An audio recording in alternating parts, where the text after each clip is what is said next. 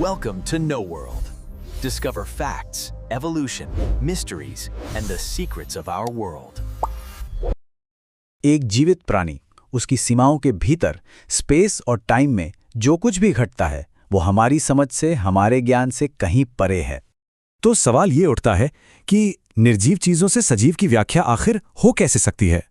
ये एक ऐसा सवाल है जो साइंस के दिल में एक पहेली बनकर गूंजता है, जो हमारे सबसे बुनियादी ज्ञान को चुनौती देता है और हमें ज्ञात और अज्ञात के बीच की सीमा पर लाकर खड़ा कर देता है।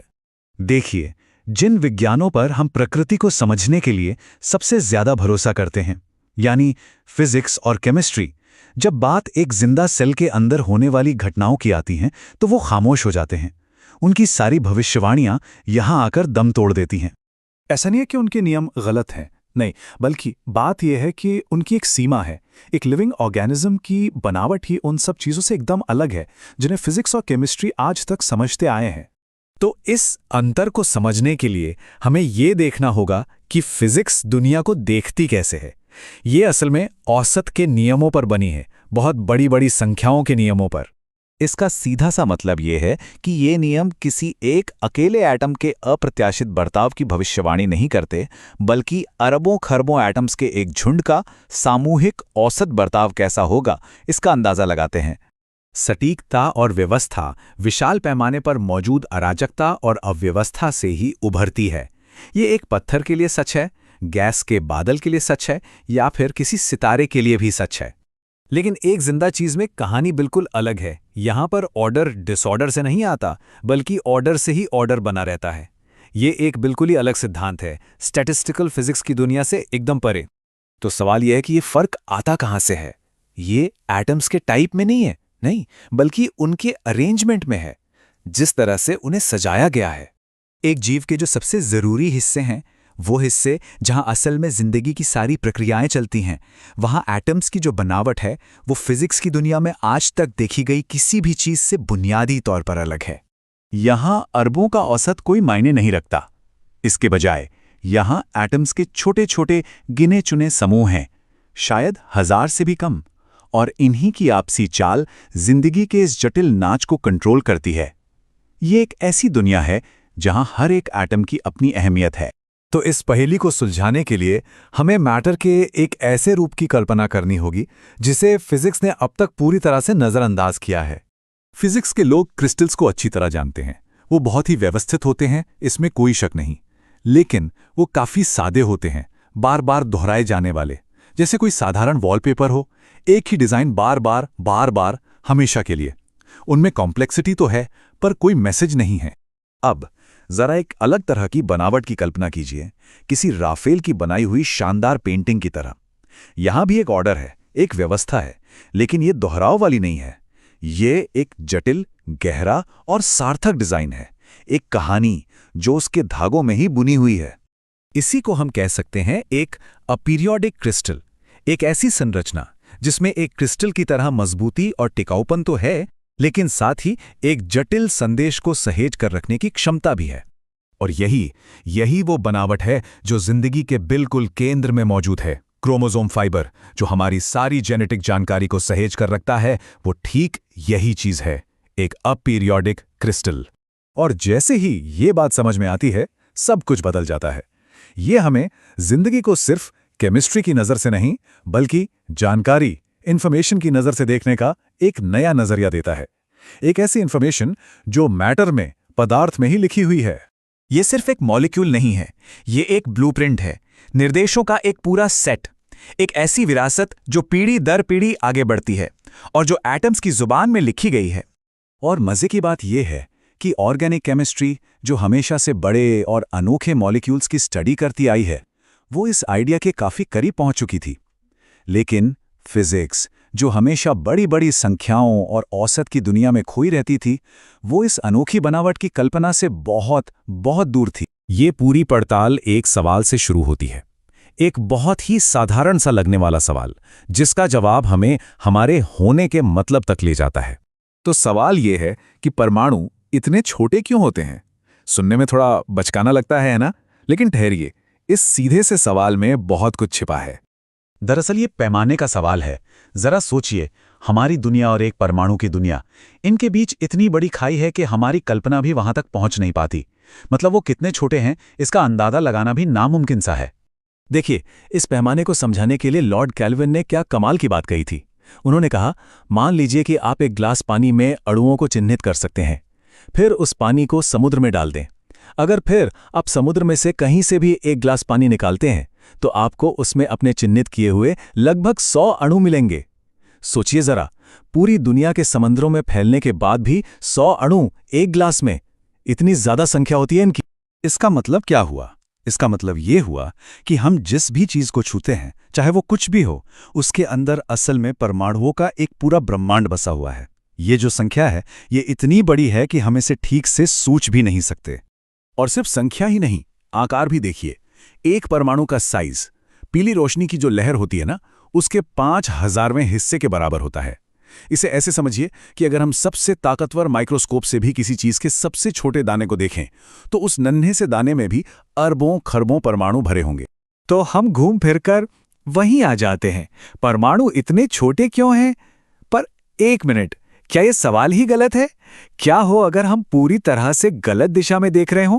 असल में ये सवाल एक तरह का धोखा है, क्योंकि सवाल परमाणुओं के बारे में है ही नहीं। सवाल तो हमारे बारे में है, हमारे अपने शरीर के माप के बारे में। सोचिए, हम दुनिया को नापते कैसे हैं? हमारी सारी इकाइयां हमारे शरीर से ही तो निकली हैं। एक कहानी है कि कैसे इंग्लैंड के एक राजा ने अपनी छाती से लेकर उंगलियों के छोर तक की दूरी को यार्ड बना दिया। और आज भी भले ही हम साइंस में कितनी ही छोटी यूनिट्स जैसे एंगस्ट्रॉम की बात कर लें, लेकिन जब दर्जी के पास जाते हैं तो कपड़ा तो गज में ही मिलता है ना? तो अब तस्वीर साफ हो रही है। असली सवाल ये नहीं कि परमाणु छोटे क्यों हैं, असली सवाल तो ये है कि हम इतने बड़े क्यों हैं। और बस यही वो सवाल है जो इस पूरी पड़ताल के दिल में है। ऐसी क्या जरूरत है कि हमारे शरीर एक परमाणु की तुलना में इतने ज्यादा बड़े हों? चलिए एक पल के लिए एक दूसरी दुनिया की कल्पना करते हैं, एक ऐसी हकीकत जहां सब कुछ अलग होता, जहां हमारी इंद्रियां इस अव्यवस्था को महसूस कर पाती। देखिए, हमारी जो इंद्रियां हैं वे काफी मोटी हैं। मतलब वे इतनी बारीक नहीं हैं कि एक अकेले परमाणु की टक्कर को महसूस कर सकें। हमारे लिए परमाणु न दिखने वाले न सुनाई देने वाले, एक तरह से बेमायने हैं। लेकिन क्या ऐसा होना जरूरी ही है? क्या कोई गहरा छिपा हुआ कारण है इसके पीछे? क्या कुदरत ने हमें जानबूझकर ऐसी सीमाओं में बांधा है? और इसका जवाब, हाँ, इसका जवाब हमें एक बहुत ही चौंकाने वाली सच्चाई तक ले जाएगा। क्योंकि जरा सोचिए, अगर ऐसा ना होता, अगर हमारी इंद्रियां इतनी ज्यादा तेज होतीं कि एक अकेला परमाणु भी हम पर सीधा असर डाल पाता, तो हमारा जीवन एक कभी ना खत्म होने वाला डरावना सपना बन जाता। हर पल, हर तरफ से बस परमाणुओं की बेतरतीब टक्करों का शोर ही शोर होता। हम जो कुछ भी महसूस करते वो बस एक कोलाहल होता, एक हंगामा, और कुछ नहीं। और ऐसे शोर में, ऐसे हंगामे में क्या कोई सोच सकता है? नहीं, व्यवस्थित तरीके से सोचना नामुमकिन हो जाता। कमाल की बात है ना कि जिन विचारों से आज हम परमाणु को समझ रहे हैं, वो विचार ही उस दुनिया में तभी जन्म ही नहीं ले पाते। तो फिर मतलब क्या निकला? मतलब ये कि सोचने के लिए, विचार के लिए एक खास तरह की व्यवस्था चाहिए, एक तरह का आदेश। ये बहुत सीधा सा तर्क है। पहली बात, सोचना या विचार करना, ये अपने आप में एक व्यवस्थित, एक ऑर्डरली प्रोसेस है। दूसरी बात, ये तभी मुमकिन है जब हमारे अनुभव भी कुछ हद तक व्यवस्थित हों, और इसका सीधा सा नतीजा ये है कि हमारा भौतिक शरीर जिसमें ये विचार पैदा होते हैं, उसे भी एक व्यवस्थित सिस्टम होना ही पड़ेगा। मतलब एक सोचने वाले शरीर के अंदर जो कुछ भी हो रहा है, हर एक घटना, उसे बहुत सटीक तरीके से भौतिकी के कड़े नियमों का पालन करना ही होगा, जरा भी इधर उधर नहीं हो सकता। और बस यहीं आके सारी कड़ियां जुड़ जाती हैं। यहीं हम इस कहानी के सबसे बड़े रहस्य पर पहुंचते हैं, बड़े होने की जरूरत। ये जो भौतिकी के कड़े नियम है ना, जिनकी हम बात कर रहे हैं, ये असल में सांख्यिकी यानी स्टैटिस्टिक्स के नियम हैं। ये तभी काम करते हैं जब खरबों खरबों परमाणु एक साथ हों। एक अकेला परमाणु वो तो कुछ भी कर सकता है, उसका व्यवहार अप्रत्याशित है, केओटिक है। लेकिन जब ऐसे करोड़ों अरबों परमाणु एक साथ होते हैं तो उनका मिला जुला व्यवहार एकदम पक्का और प्रेडिक्टेबल हो जाता है, एक भरोसेमंद सिस्टम बन जाता है। तो हमारा इतना बड़ा होना ये कोई इत्तेफाक नहीं है, ये एक भौतिक जरूरत है। व्यवस्थित तरीके से सोचने के लिए, चेतना के होने के लिए ये एक बुनियादी शर्त है। इसके बिना चेतना मुमकिन ही नहीं। तो क्या इसका मतलब ये हुआ कि चेतना, हमारी सोचने समझने की ये जो अद्भुत क्षमता है, वो सिर्फ पैमाने का नतीजा है, सिर्फ बड़े होने का एक बाय प्रोडक्ट, एक ऐसी चीज जो तभी पैदा होती है जब पदार्थ एक खास साइज से बड़ा हो जाए? ये सवाल हमें वजूद के शायद सबसे बड़े रहस्य के सामने लाकर छोड़ देता है। क्या हो अगर भौतिकी के वो नियम जिन्हें हम अटल और अखंड मानते हैं, असल में नियम हो ही नहीं? क्या हो अगर ये दुनिया जो हमें इतनी ठोस और भरोसेमंद लगती है, वो बस एक खूबसूरत वहम हो? ये एक ऐसा सवाल है जो विज्ञान की नींव पर ही प्रश्न चिन्ह लगा देता है। अगर हमारे ब्रह्मांड को चलाने वाले नियम उतने पक्के नहीं हैं जितना हम सोचते हैं, तो फिर हमारे वजूद का, हमारे होने का क्या मतलब है? इसे कुछ इस तरह से सोचिए। एक शांत झील की सतह को देखिए जो ऊपर से एकदम स्थिर और व्यवस्थित लगती है, लेकिन उसी सतह के ठीक नीचे पानी के खरबों अणु एक कभी ना खत्म होने वाली बेतरतीब उछल कूद में लगे हुए हैं। तो जो शांति हमें ऊपर से दिखाई देती है, वो असल में नीचे की इसी गैलरी अराजकता का नतीजा है।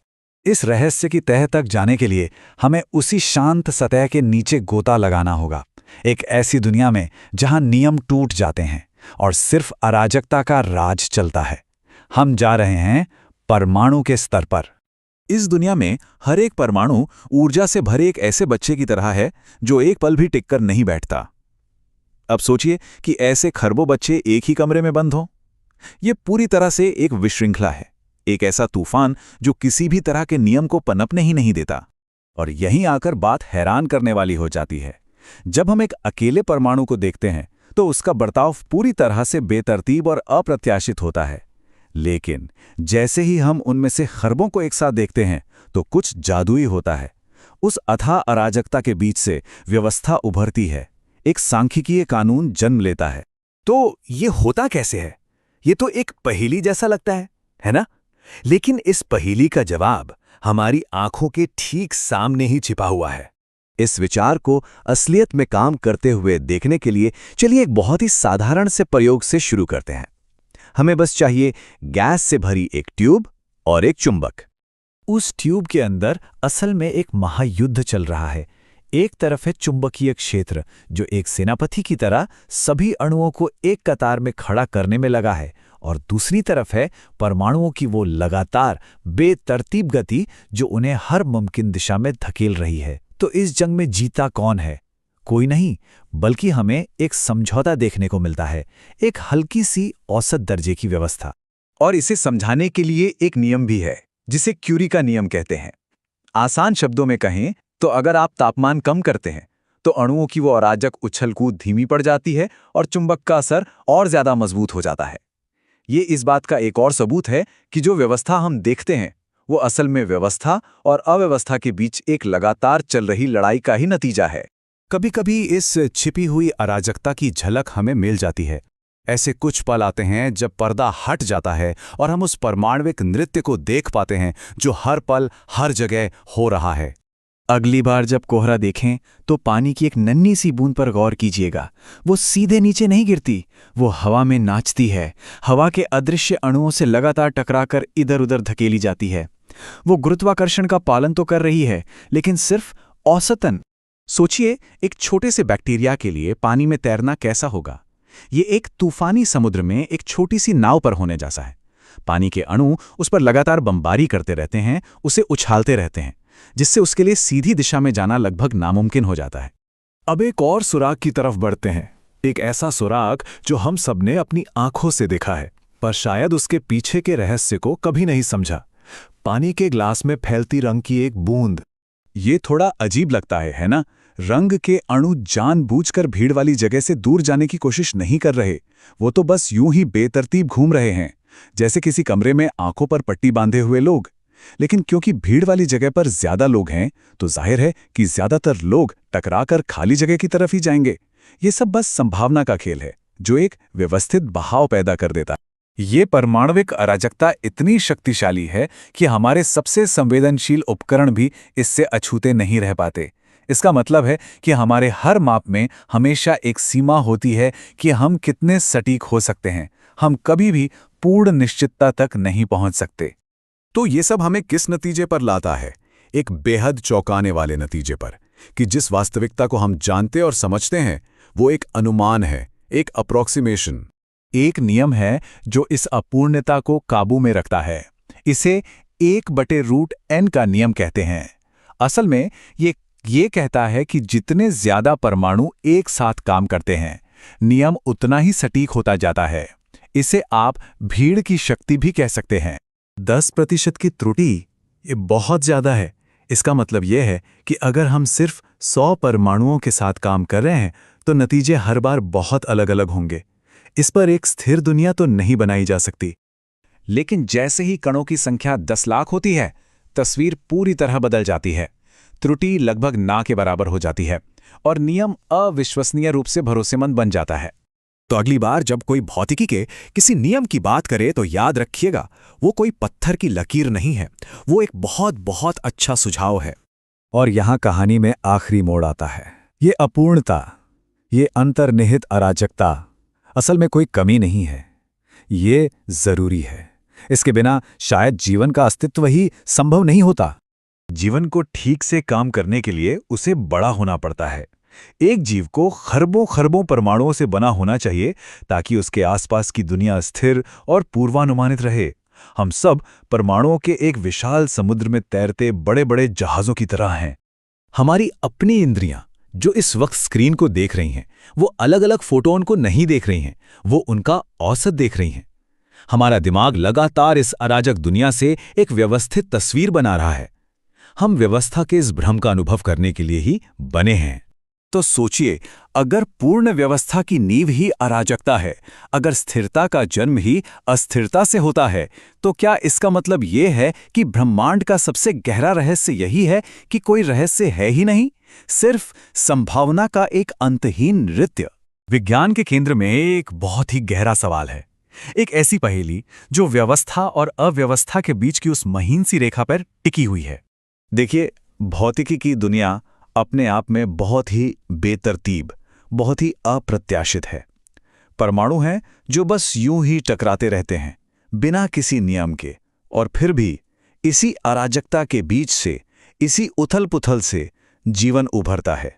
एक ऐसी व्यवस्था, एक ऐसा ऑर्डर जो इतना सटीक है, इतना नियमित है कि यकीन करना मुश्किल हो जाए। तो सवाल यह है कि ये विरोधाभास, ये भला कैसे मुमकिन है? इस पहेली को सुलझाने की जो पहली कोशिश हुई, उसमें जो सबसे तार्किक धारणा थी, भौतिकी का एक जाना माना सच, वही एक बहुत गहरी भूल साबित हुई। भौतिकविदों का यह मानना था कि किसी भी सिस्टम में अगर व्यवस्था बनाए रखनी है तो उसे अरबों खरबों परमाणुओं के औसत व्यवहार पर निर्भर रहना होगा। यही स्टैटिस्टिकल लॉ है कि जब संख्या बहुत ज्यादा हो तो अलग अलग परमाणुओं की अराजकता मिलकर एक अनुमानित व्यवस्था बना लेती है। लेकिन जीवन तो एक बिल्कुल ही अलग सच्चाई पर काम करता पाया गया।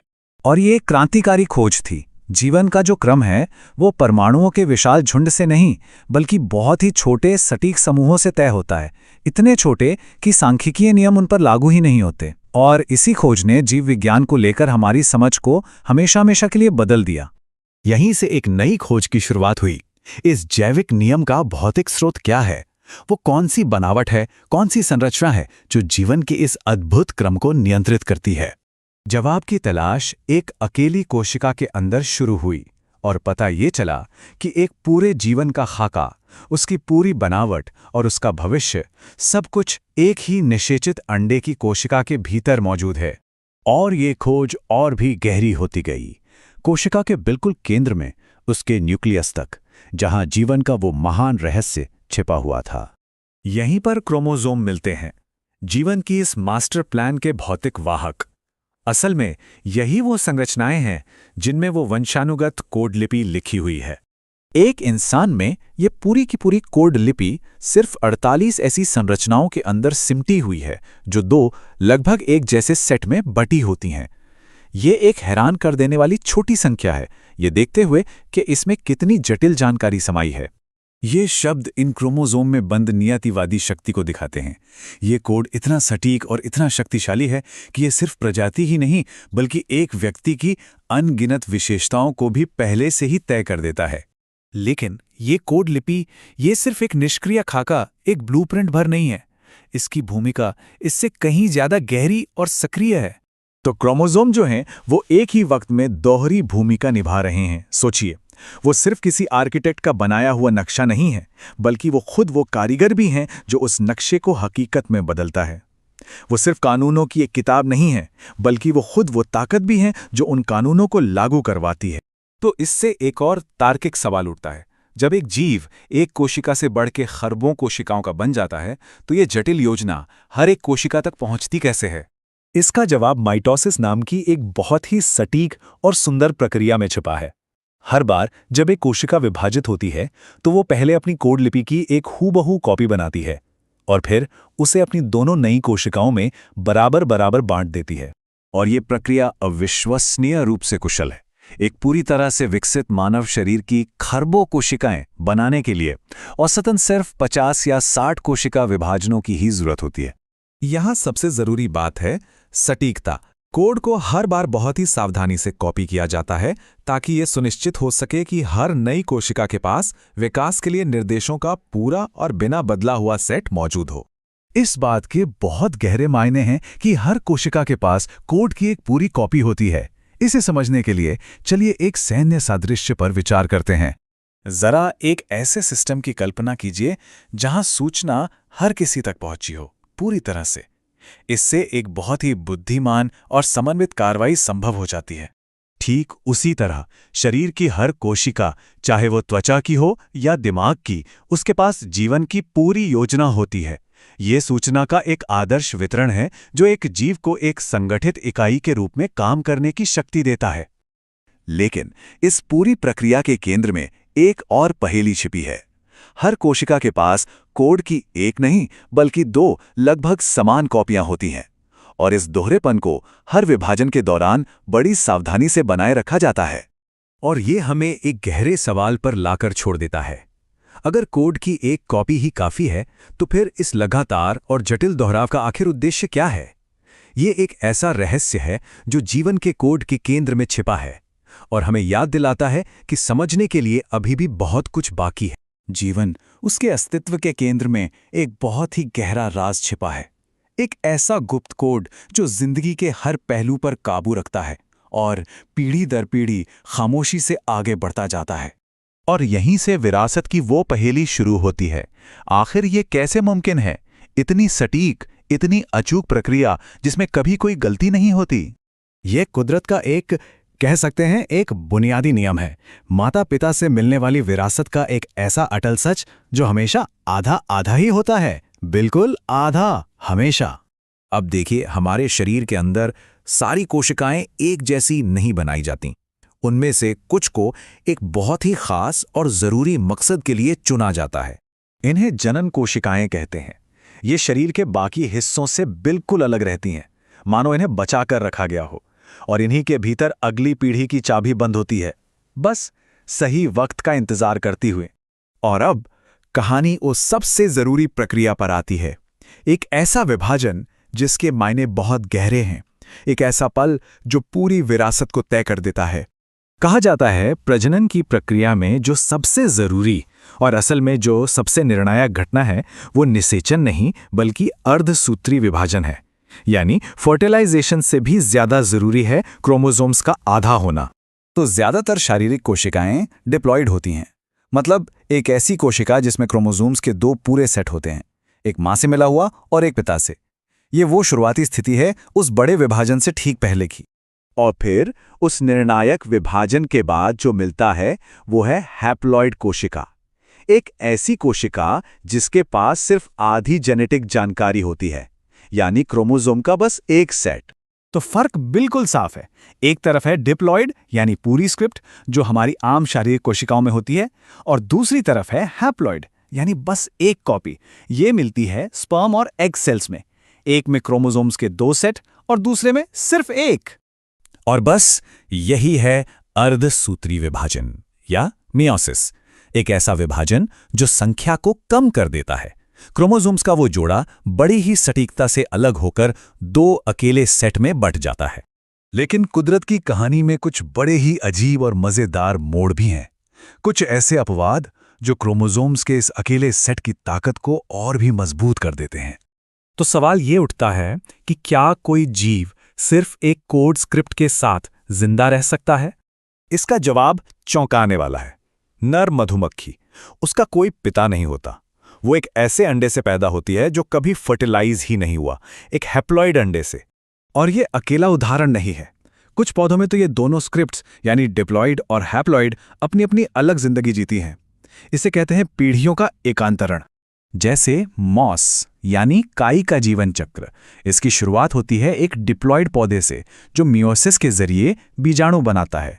ये बीजाणु जो कि हैप्लॉइड होते हैं जमीन पर गिरते हैं और फिर इन बीजाणुओं से एक नया हैप्लॉइड पौधा उगता है, वही हरा हिस्सा जो हम अक्सर देखते हैं। और फिर बाद में फर्टिलाइजेशन के जरिए एक नया डिप्लॉइड पौधा बनता है। ये चक्र ऐसे ही चलता रहता है। लेकिन कहानी यहाँ खत्म नहीं होती। अब हम माता पिता से एक पीढ़ी और पीछे चलते हैं, दादा दादी और नाना नानी तक। और यहीं पर विरासत में छुपे संयोग का वो खेल सामने आता है जो हैरान कर देता है। 50-50 ये वो संभावना है। माता पिता से हमें जो भी क्रोमोसोम मिलता है, इस बात की 50-50% संभावना होती है कि वो असल में दादा से आया है या दादी से। ठीक एक सिक्के को उछालने जैसा।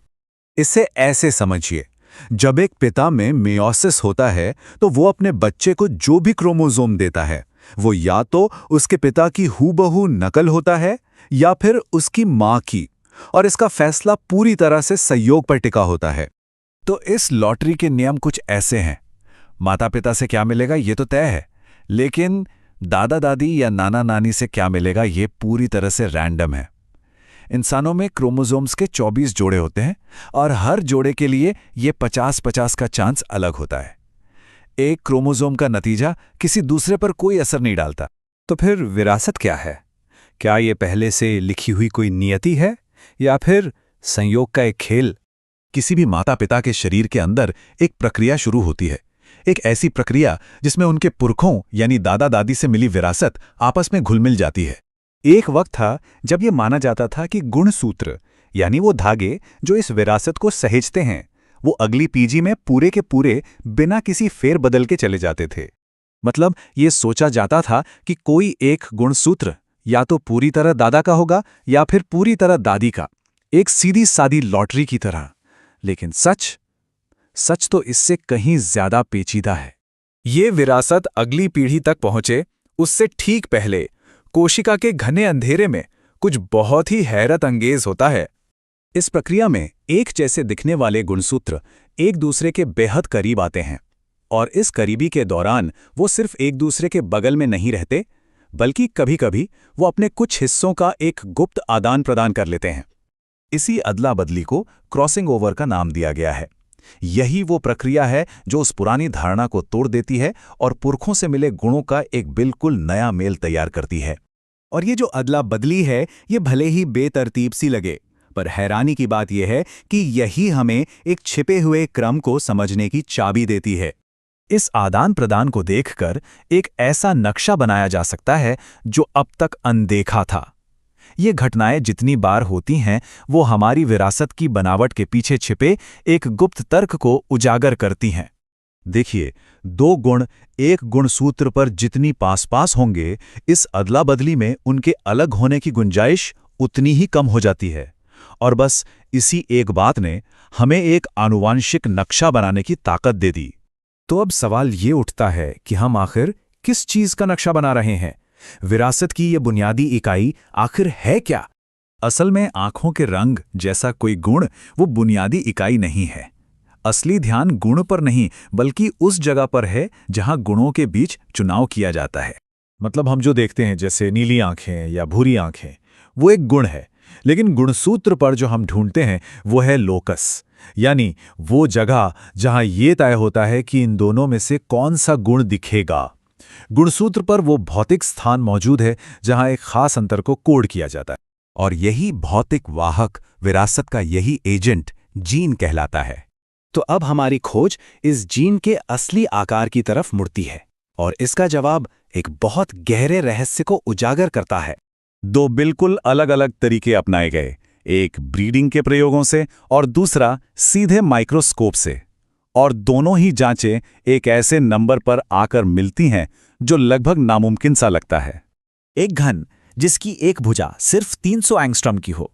ये आकार इतना छोटा है, इतना छोटा कि इसकी चौड़ाई सिर्फ 100 से 150 परमाणुओं को एक लाइन में रखने के बराबर है। यानी एक जीन जो हमारे एक खास गुण का वाहक है, वो महज 10 लाख परमाणुओं से बना है, इससे ज्यादा नहीं। तो सवाल यह है कि इतनी छोटी सी संरचना इतने कम परमाणुओं के साथ इतने सटीक, इतने कायदे से काम कैसे कर सकती है? ये संख्या इतनी कम है कि स्टैटिस्टिकल फिजिक्स के नियम यहां लागू नहीं होते, क्योंकि उन नियमों को काम करने के लिए बहुत बड़ी संख्या की जरूरत होती है। ये पानी की कोई मामूली बूंद नहीं है। ये एक बेहद जटिल अणु है जिसमें हर एक परमाणु, हर एक एटम एक खास भूमिका निभाता है। जीन जिस सटीकता से काम करता है, वो इस पैमाने पर हमारे भौतिकी के ज्ञान को चुनौती देता है। और यहीं से हमारी जांच जीन के सबसे हैरत अंगेज गुण की तरफ बढ़ती है, उसकी स्थिरता।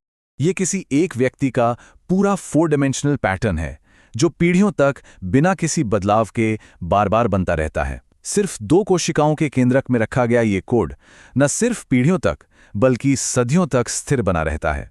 ये एक चमत्कार है जिससे बड़ा केवल एक ही है, एक जो यदि इससे गहराई से जुड़ा हुआ है फिर भी एक अलग धरातल पर स्थित है।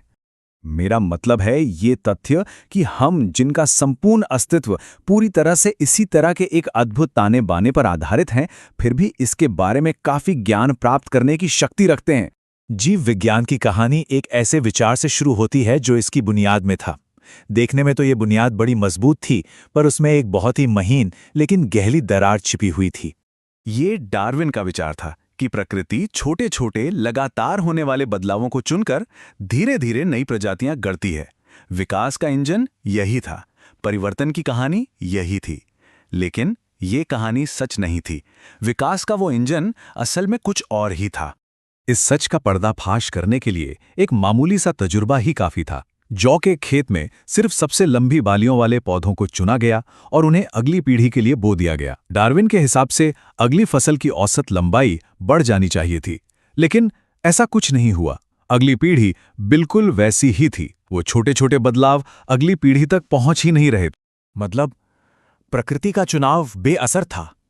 अगर ये छोटे बदलाव विरासत में नहीं मिलते तो फिर विकास का कच्चा माल क्या था? कहानी में कुछ बहुत बड़ा गायब था।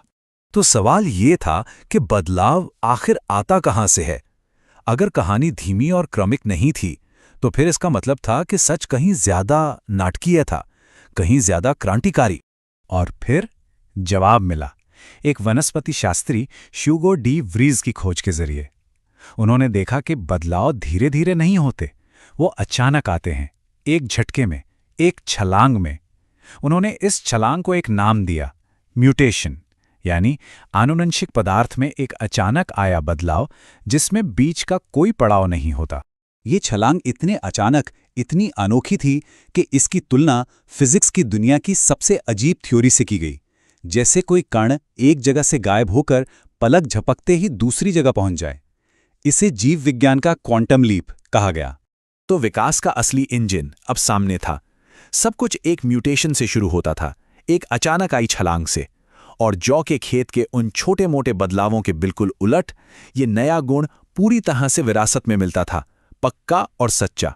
और बस यहीं पर प्राकृतिक चयन अपना काम शुरू करता था। वो इस नए गुण को या तो चुनता था या नकार देता था। लेकिन इस नए इंजन की खोज ने एक और भी गहरे और ज्यादा पेचीदा राज का दरवाजा खोल दिया। एक ऐसा राज जिससे पता चला कि विरासत की पूरी कहानी असल में छिपी हुई जानकारी पर टिकी है। देखिए, हमारी जीन्स के अलग अलग वर्जन होते हैं जिन्हें एलील कहते हैं। कुछ एलील डोमिनेंट होते हैं, यानी उनका हुक्म चलता है, और कुछ रिसेसिव होते हैं, यानी वो दबकर छिपकर रहते हैं। मिसाल के तौर पर, अगर किसी के पास भूरी आंखों का डोमिनेंट जीन है और नीली आंखों का रिसेसिव जीन भी, तो उसकी आंखें भूरी ही होंगी। वो नीला जीन मौजूद तो होगा पर खामोश रहेगा, छुपा हुआ। वो सिर्फ तभी सामने आएगा जब उसे अपने ही जैसा दूसरा छुपा हुआ साथी मिल जाए। इसका मतलब बहुत गहरा था, मतलब ये कि एक म्यूटेशन, एक बदलाव पीढ़ियों तक बिना दिखे छिपकर सफर कर सकता है। कोई भी शख्स बाहर से बिल्कुल सामान्य दिख सकता है, लेकिन अंदर अपने डीएनए में एक संभावित खतरे को चुपचाप लिए घूम सकता है। तो ये छिपा हुआ गुण अंधेरे से रोशनी में सिर्फ तब आता है जब दो ऐसे लोग साथ आते हैं जिनके अंदर वो ही एक जैसा छिपा हुआ गुण मौजूद हो। और तब भी इसकी कोई गारंटी नहीं। संभावना बस इतनी होती है कि उनके 4 में से किसी एक बच्चे में वो राज खुल जाए। और इसी छिपे रहने की वजह से ये खतरनाक गुण आबादी में धीरे धीरे जमा होते जाते हैं। क्योंकि वो दिखते नहीं, इसलिए प्राकृतिक चयन उन्हें खत्म नहीं कर पाता। वो बस चुपचाप एक नस्ल से दूसरी नस्ल में फैलते रहते हैं। तो फिर होता क्या है जब ये छिपे हुए खामोश रास्ते आखिरकार एक दूसरे से आ मिलते हैं? ये छिपे हुए नुकसान जब जमा होने लगते हैं तो एक खास तरह का खतरा पैदा करते हैं। एक ऐसा खतरा जो तब और भी बढ़ जाता है जब नज़दीकी खून के रिश्ते आपस में मिलते हैं। अगर कोई साझा हानिकारक गुण भाई बहन दोनों में छिपा हो तो उनके बच्चे में उस गुण के उभरने का खतरा 16 में से 1 होता है। अगर यही गुण चचेरे भाई बहनों में मौजूद हों तो उनके बच्चे के लिए यह खतरा थोड़ा कम हो जाता है, 64 में से 1। लेकिन खतरा मिटता नहीं है। और ये याद रखना जरूरी है कि ये सारा हिसाब सिर्फ एक छिपे हुए नुकसान का है, सिर्फ एक। जबकि हर इंसान के अंदर ऐसी कई छिपी हुई कमियां हो सकती हैं और हर एक कमी इस खतरे को कई गुना बढ़ा देती है। तो फिर एक बहुत गंभीर सवाल उठता है। एक ऐसी दुनिया में जहां प्राकृतिक चयन की प्रक्रिया को काफी हद तक रोक दिया गया है, बल्कि कुछ मामलों में तो उसे उलट ही दिया गया है, वहां क्या होता है? योग्यतम के बचने का सिद्धांत अब पहले जैसा काम नहीं करता और ये बदलाव इंसानी नस्ल के भविष्य पर एक बहुत बड़ा सवालिया निशान लगाता है। जीवन के हर कण में कुछ नियम छिपे होते हैं, एक तरह का कोड जो हर जीवित चीज को रास्ता दिखाता है। लेकिन ये कोड बिल्कुल परफेक्ट नहीं है। जरा सोचिए, क्या हो अगर जिंदगी के इस ब्लूप्रिंट में ही शुरू से कोई खामी हो, एक ऐसी गलती जो असल में जरूरी हो?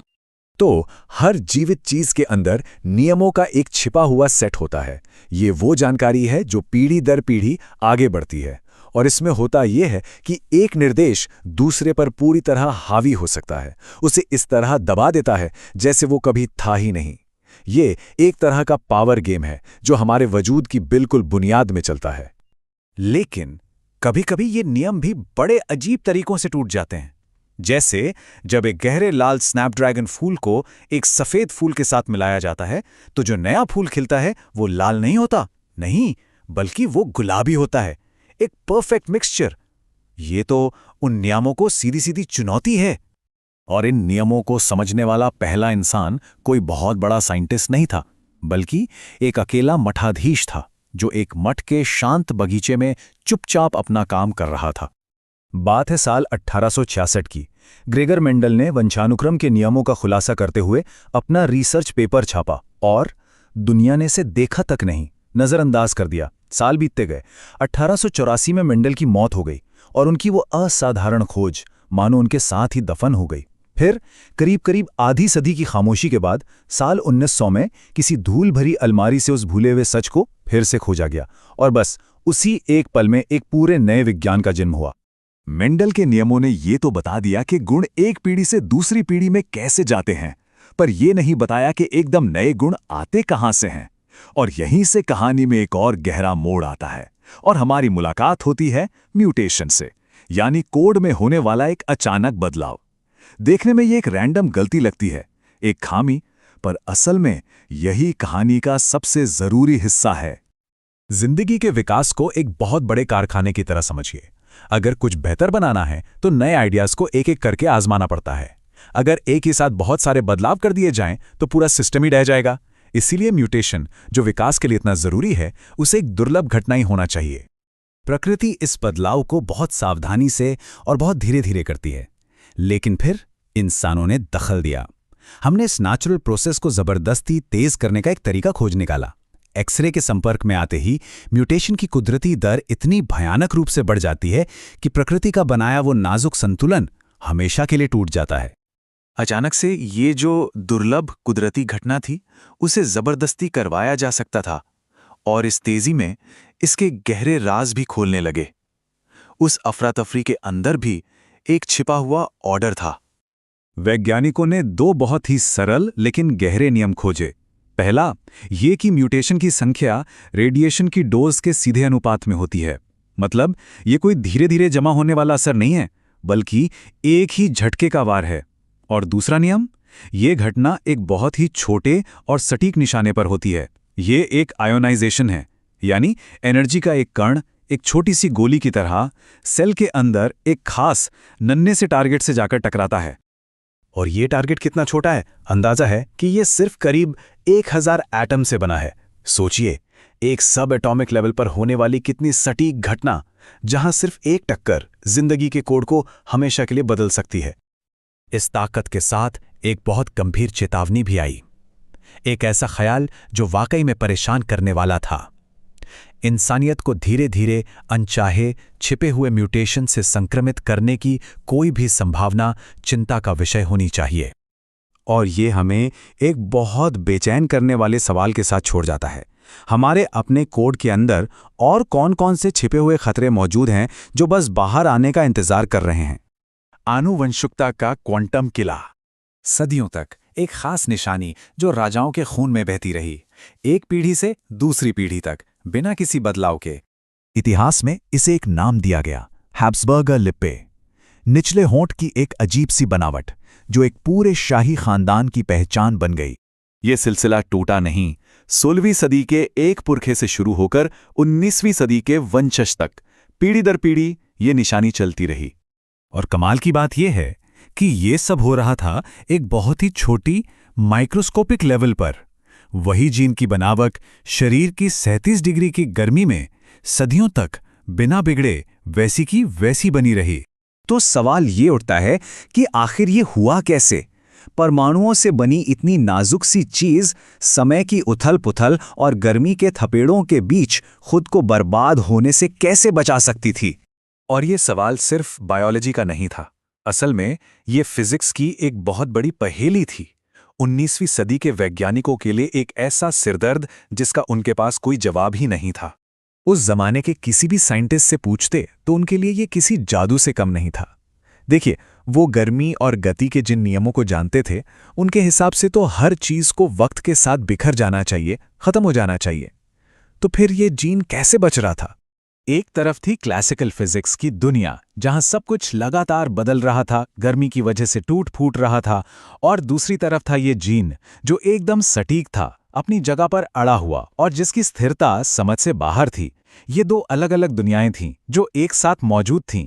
उनके पास बस एक ही अंदाजा था कि शायद ये कोई मॉलिक्यूल होगा, पर इससे कुछ हल नहीं हुआ। ये तो बस एक पहेली को हटाकर उसकी जगह एक और बड़ी पहेली रखने जैसा था। सवाल अब ये था कि आखिर मॉलिक्यूल इतने स्थिर क्यों होते हैं? और फिर 20वीं सदी शुरू हुई और ऐसा लगा जैसे किसी ने कुदरत की एक बिल्कुल नई किताब खोल कर रख दी हो। एक ऐसी दुनिया सामने आई जो लगातार नहीं बल्कि छलांग लगाकर चलती थी। ये बस एक इत्तेफाक नहीं हो सकता। देखिए, साल 1900 में क्वांटम थियरी का जन्म हुआ और ठीक उसी साल मेंडल के जेनेटिक्स के नियमों को दोबारा खोजा गया। दो बिल्कुल अलग क्रांतियां जो एक दिन एक दूसरे की सबसे बड़ी पहेली सुलझाने वाली थी। इस नई दुनिया का सबसे अजीब और सबसे जरूरी आइडिया था क्वांटम जंप।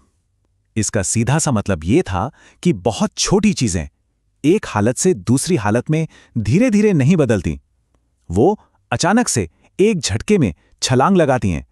मतलब इस नई दुनिया में चीजें किसी ढलान पर फिसलती नहीं हैं, वो एक सीढ़ी की तरह होती हैं।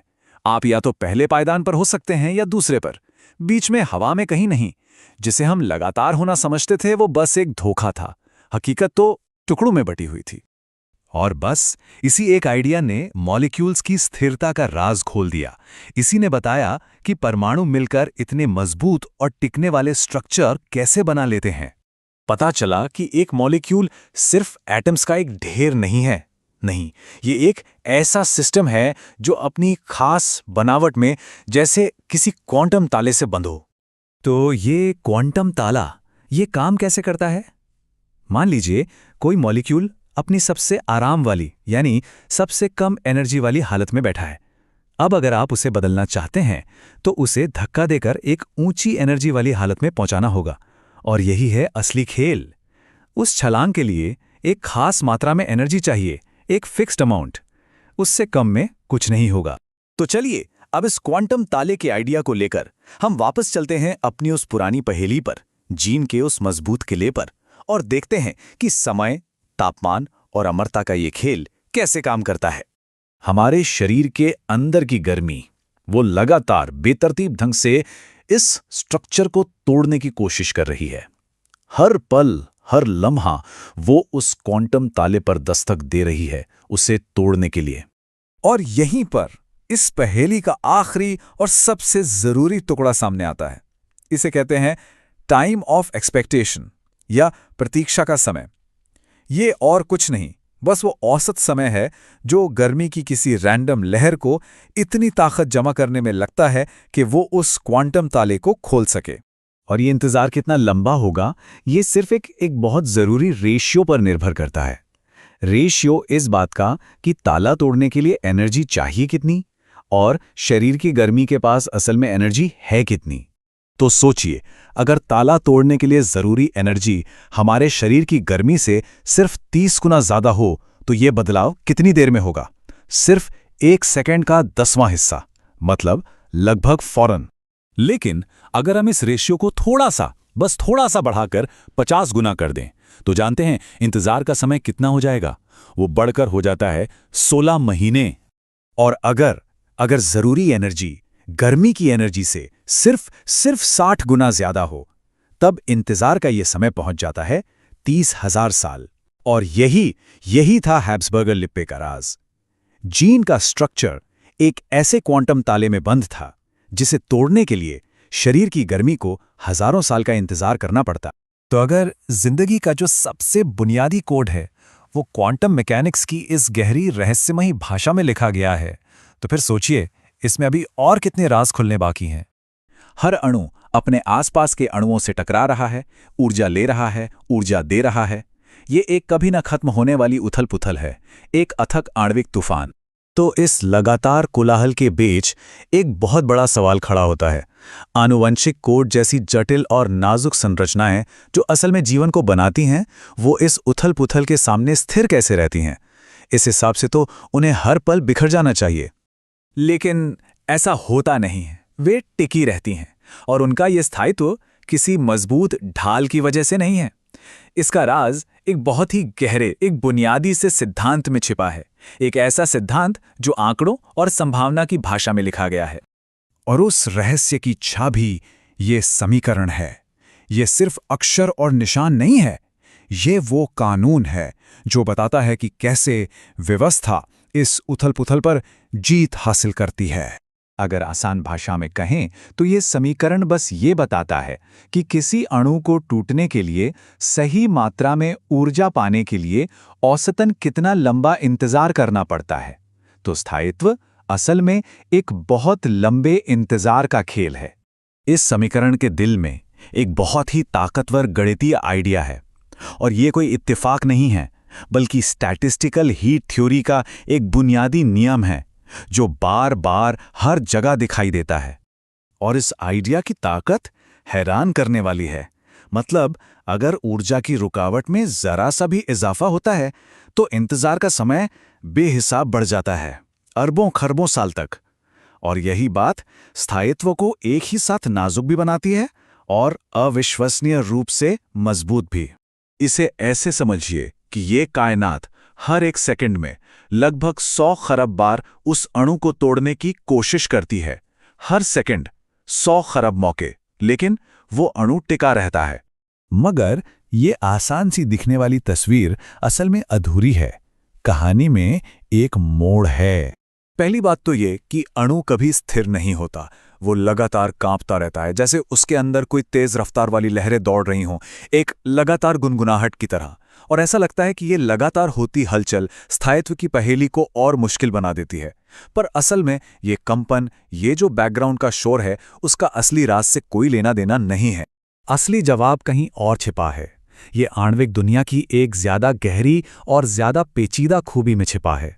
एक ऐसी खूबी जिसे अक्सर नजरअंदाज कर दिया जाता है, पर जो जीवन के टिके रहने के लिए बेहद जरूरी है।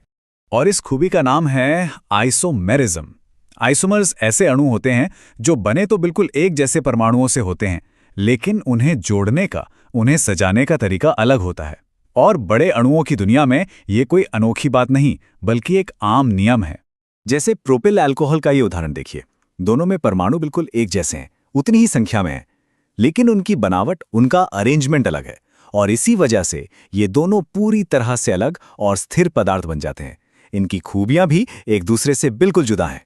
तो यहां एक बड़ा सवाल उठता है, अगर ये दोनों एक ही सामान से बने हैं, तो ये एक रूप से दूसरे में आसानी से बदल क्यों नहीं जाते? क्यों दोनों अपनी अपनी पहचान बनाए रखते हैं? इसका जवाब ये है कि एक रूप से दूसरे में बदलने के लिए अणु को एक बहुत ज्यादा ऊर्जा वाली बीच की अवस्था से गुजरना पड़ता है। समझिए कि ये दोनों रूप पड़ोसी नहीं हैं। उनके बीच एक बहुत बड़ी अदृश्य दीवार है जिसे पार करना पड़ता है। इसको एक नक्शे की तरह सोचकर देखिए। दो स्थिर आइसोमर दो अलग अलग सुरक्षित घाटियों की तरह हैं। एक घाटी से दूसरी में जाने के लिए अणु को बीच में एक ऊंचे पहाड़ पर चढ़ना पड़ता है, और यही पहाड़ वो ऊर्जा की दहलीज है जो उसे अपनी मौजूदा घाटी में फंसाए रखती है। और अब हमारे उस पहले वाले समीकरण में W का असली मतलब साफ हो जाता है। ये W दो घाटियों की ऊंचाई का फर्क नहीं है, बल्कि ये वो ऊर्जा है जो घाटी के नीचे से पहाड़ की चोटी तक चढ़ने के लिए चाहिए। ये उस छलांग की ऊंचाई है। और यहीं पर भौतिकी की ये कहानी सीधे जीव विज्ञान से जुड़ जाती है। एक स्थिर आणविक अवस्था से दूसरी में ये छलांग, ये सिर्फ एक केमिकल बदलाव नहीं है, ये उससे कहीं ज्यादा बुनियादी चीज है। ये छलांग उस छिपी हुई दीवार के पार, यही है एक म्यूटेशन, एक आइसोमर से दूसरे आइसोमर में बदलना। ठीक वैसे ही है जैसे किसी जीन का एक रूप से दूसरे रूप में बदलना। तो सवाल उठता है कि अगर ये दहलीज हो ही ना तो क्या होगा? खैर, ऐसे बदलाव किसी काम के नहीं होते। वो होते तो हैं, पर लगभग फौरन ही पलट जाते हैं, क्योंकि वापसी को रोकने के लिए कोई रुकावट ही नहीं होती। उनका कोई स्थायी असर नहीं होता। तो आखिर में हम ये समझते हैं कि स्थायित्व कोई शांत आराम की अवस्था नहीं है। ये तो एक सक्रिय, लगातार चलने वाली जंग है। एक ऐसी अवस्था जिसे लगातार हो रहे हमलों के खिलाफ ऊर्जा की अदृश्य दीवारें बचाए रखती हैं। और ये सब हमें एक आखिरी सवाल पर लाकर छोड़ देता है। अगर जीवन को उसके इस बेमिसाल स्थायित्व से पहचाना जाता है, तो क्या उसे उन स्मारकीय, लगभग नामुमकिन छलांगों से भी नहीं पहचाना जाना चाहिए जो उसे बदलने देती हैं? वो छलांगें जो विकास को मुमकिन बनाती हैं। कभी सोचा है कि इस विशाल उथल-पुथल से भरे ब्रह्मांड में जिंदगी अपनी सबसे कीमती चीज, अपना ब्लूप्रिंट, पीढ़ी दर पीढ़ी कैसे महफूज रखती है? ये एक ऐसा सवाल है जो हमें पदार्थ की प्रकृति और स्थायित्व के सबसे गहरे राज के करीब ले जाता है। देखिए, जीवन के दिशा निर्देश लिखने वाले अणु वो बहुत ही थोड़े से परमाणुओं से बने होते हैं, और ये बात उन्हें गर्मी की लगातार बेतरतीब थिरक्कन के सामने बेहद कमजोर बना देती है। ये असल में व्यवस्था और अव्यवस्था के बीच एक लगातार चलने वाली जंग है। सवाल यह है कि आखिर इस जंग में व्यवस्था जीतती कैसे है? इसका जवाब हैरत अंगेज रूप से बहुत सरल है। इसे डेलब्रुक मॉडल कहते हैं, और ये बताता है कि एक जीन असल में एक बहुत बड़ा, एक विशालकाय अणु है। ये संरचना अविश्वसनीय रूप से स्थिर है, और अगर ये बदलती भी है तो अचानक एक ही झटके में। इसे एक मजबूत स्विच की तरह सोचिए। ये आमतौर पर ऑन या ऑफ की स्थिति में ही टिका रहता है। इसे पलटने के लिए ऊर्जा के एक जबरदस्त झटके की जरूरत होती है, और ये दुर्लभ झटके ही हैं जिन्हें हम सहज उत्परिवर्तन कहते हैं, विकास का असली इंजन। तो ये एक साफ सुथरी तस्वीर है, लेकिन क्या यही पूरी कहानी है, या ये सिर्फ एक सुविधाजनक व्याख्या है? जीवन के स्थायित्व को सचमुच समझने के लिए हमें और भी गहराई में उतरना होगा, वास्तविकता के असली ताने बाने में। आज ये सोचना बहुत आम लगता है कि जीन एक अणु है, लेकिन इस विचार की असली ताकत क्वांटम यांत्रिकी की अजीब और अद्भुत दुनिया से आती है। यही एकमात्र सिद्धांत है जो बुनियादी स्तर पर समझा सकता है कि परमाणु आखिर एक दूसरे से जुड़कर स्थिर अणु बनाते ही क्यों हैं। इस सब के केंद्र में रासायनिक बंधन की धारणा है। ये क्वांटम यांत्रिकी की एक मौलिक विशेषता है, वो अनोखा गोंद जो परमाणुओं को एक साथ जोड़कर रखता है, इसे रसायन विज्ञान की व्याख्या करने के लिए नहीं बनाया गया था, लेकिन ये उसे पूरी तरह से समझाता है। रासायनिक बंधन की ये क्वांटम समझ इतनी ठोस, इतनी मौलिक है कि वंशानुगत जानकारी अणुओं में कैसे संग्रहित की जा सकती है, इसे समझाने का कोई दूसरा तरीका है ही नहीं। ये एक क्वांटम फैसला है और ये अंतिम है। यह एक बहुत ही महत्वपूर्ण बिंदु है। अगर जीन की ये क्वांटम तस्वीर विफल हो जाती तो हमें जीवन के स्थायित्व को समझाने की सारी उम्मीद ही छोड़नी पड़ती। इसके अलावा कोई और रास्ता है ही नहीं। तो मामला बंद लग रहा है। जीन स्थिर हैं क्योंकि वे अणु हैं और अणु क्वांटम यांत्रिकी के कारण स्थिर हैं। लेकिन एक मिनट रुकिए, क्या अणु ही ब्रह्मांड में एकमात्र स्थिर संरचनाएं हैं? उस सोने के सिक्के या उस क्रिस्टल का क्या, जो हजारों साल से वैसे के वैसे पड़े हैं? ये सवाल हमें एक दिलचस्प एहसास की ओर ले जाता है। हम में से कई लोगों को स्कूल में सिखाया गया था कि अणुओं और क्रिस्टल के बीच एक बहुत साफ लकीर होती है, लेकिन पता चलता है कि वो लकीर उतनी साफ है ही नहीं जितना हमने सोचा था। हमने भौतिक परिवर्तनों जैसे बर्फ का पिघलना और रासायनिक परिवर्तनों जैसे लकड़ी का जलना के बारे में सीखा। हमें बताया गया था कि ठोस या तो साफ सुथरे व्यवस्थित क्रिस्टल होते हैं या फिर बेतरतीब अनाकार ढेर, और ये कि अणु एक ठोस की कठोर संरचना से बिल्कुल अलग होते हैं। लेकिन क्या हो अगर मैं कहूं कि ये भेद, ये साफ सुथरे बक्से जिनमें हमने पदार्थ को रखा है, असल में गलत हैं? क्या हो अगर एक अणु और एक क्रिस्टल अपने मूल में एक ही चीज हो? पदार्थ को सच में समझने के लिए हमें नक्शा फिर से बनाना होगा। एक तरफ है व्यवस्था, अणु, ठोस और क्रिस्टल, ये सब एक साथ हैं, और दूसरी तरफ है अव्यवस्था, गैसें, तरल पदार्थ और अनाकार सामग्री। तो तथाकथित अनाकार ठोस जैसे कांच का क्या, वो असल में ठोस हैं ही नहीं।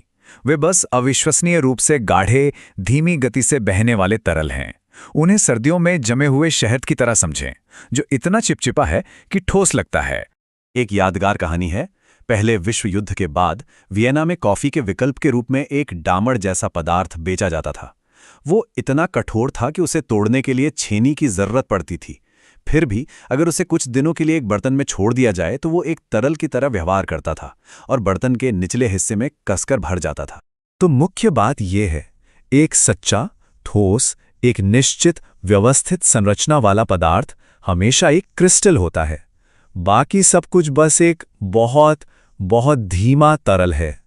और ये हमें वहीं वापस लाता है जहां से हमने शुरू किया था, जीवन के ब्लूप्रिंट पर। जीन ये सिर्फ एक अणु नहीं है, ये एक ठोस है, और कोई ऐसा वैसा ठोस नहीं। ये एक अनावर्ती क्रिस्टल है, एक ऐसा क्रिस्टल जो खुद को दोहराता नहीं है बल्कि अपने अंदर एक जटिल अर्थपूर्ण संदेश रखता है, जीवन का कोड। तो जीव विज्ञान की नींव ही एक क्रिस्टल है, एक छोटा जटिल रत्न जिसमें जीवन का रहस्य छिपा है। अगर हम एक अणु और एक ठोस जैसी मौलिक चीज के बीच के अंतर को समझने में गलत थे, तो हमारे ब्रह्मांड के और कौन से गहरे सत्य हैं जो खोजे जाने की प्रतीक्षा कर रहे हैं? जीवन का रहस्य, हमारे होने का कोड आखिर कहाँ छिपा है? शायद इसका जवाब जीव विज्ञान में नहीं बल्कि भौतिकी की दुनिया में है, एक ऐसी चीज में जिसे कहते हैं एपीरियोडिक क्रिस्टल। यही है जीवन का क्वांटम कोड। जरा सोचिए, कैसे जीवन का एक खाका, परमाणुओं की इतनी नाजुक व्यवस्था 30,000 सालों तक पीढ़ी दर पीढ़ी बिला बदले कायम रह सकती है। और यहीं से शुरू होती है स्थायित्व की इस पहेली को सुलझाने की कहानी। इस असाधारण टिकाऊपन की वजह, इसकी वजह छिपी है पदार्थ की अपनी प्रकृति में, एक बहुत ही सरल लेकिन गहरे सच में। तो सुराग कहाँ मिलेगा? मिलेगा ठोस चीजों की बनावट में, और इसका सबसे बड़ा इशारा छिपा है एक क्रिस्टल के अंदर। देखिए, एक अणु यानी एक मॉलिक्यूल आखिर है क्या? ये एक ऐसी संरचना है जहां परमाणु ठीक उन्हीं शक्तियों से बंधे होते हैं जो एक असली ठोस या कहिए एक क्रिस्टल को बनाती हैं। और इसका सीधा सा मतलब यह हुआ कि एक अणु में भी क्रिस्टल जैसी ही मजबूती होती है, वैसा ही स्थायित्व। इन ताकतों का एक नाम है हिटलर लंदन बल। ये क्वांटम मैकेनिक्स की दुनिया से आती हैं और परमाणुओं को एक दूसरे से कसकर बांधे रखती हैं। असल में यही वो बंधन है जो व्यवस्था को अव्यवस्था से अलग करता है, जो जीवन को मुमकिन बनाता है।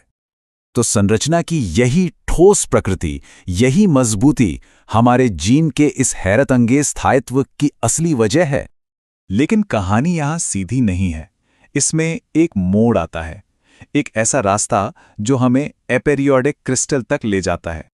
सोचिए कि हमारे पास एक छोटा सा ठोस का बीज है। अब इसे बनाने के दो रास्ते हो सकते हैं। पहला रास्ता है पीरियोडिक क्रिस्टल का। तो पीरियोडिक क्रिस्टल क्या है? यह बनाने का एक सीधा पर उबाऊ तरीका है। इसमें एक ही डिजाइन, एक ही संरचना बार बार दोहराई जाती है, जैसे दीवार पर लगी एक जैसी टाइलें। लेकिन दूसरा रास्ता वो है अपीरियोडिक क्रिस्टल का। यहां कोई दोहराव नहीं होता, बल्कि एक पेचीदा, एक जटिल संरचना बनती चली जाती है, और इसमें हर परमाणु की अपनी एक अलग, एक अनोखी भूमिका होती है। और यहीं इसी एपीरियोडिक क्रिस्टल में जीवन के कोड का रहस्य छिपा है। ऐसा माना जाता है कि एक जीन या शायद पूरा का पूरा क्रोमोसोम फाइबर असल में एक एपीरियोडिक ठोस ही है। तो इसका असली मतलब क्या हुआ? इसका मतलब है कि हमारे जीन असल में एक बहुत छोटा पर अनंत कोड हैं। चलिए इस रहस्य को और करीब से देखते हैं। लेकिन सवाल फिर वही आके खड़ा हो जाता है, आखिर कैसे एक इतना छोटा सा कण किसी जीव के पूरे भविष्य के विकास का इतना बड़ा और पेचीदा खाका अपने अंदर समेट सकता है? जवाब परमाणुओं की संख्या में नहीं, बल्कि उनकी व्यवस्था में छिपा है। एक अपीरियोडिक संरचना में इन व्यवस्थाओं की गिनती लगभग असीमित हो सकती है। इसे समझने के लिए ना मोर्स कोड का उदाहरण लेते हैं। वहां सिर्फ दो निशान होते हैं, डॉट और डैश। अगर हम इन दो निशानों को बस 4 के ग्रुप में रखें तो भी 30 अलग अलग कॉम्बिनेशन बन जाते हैं।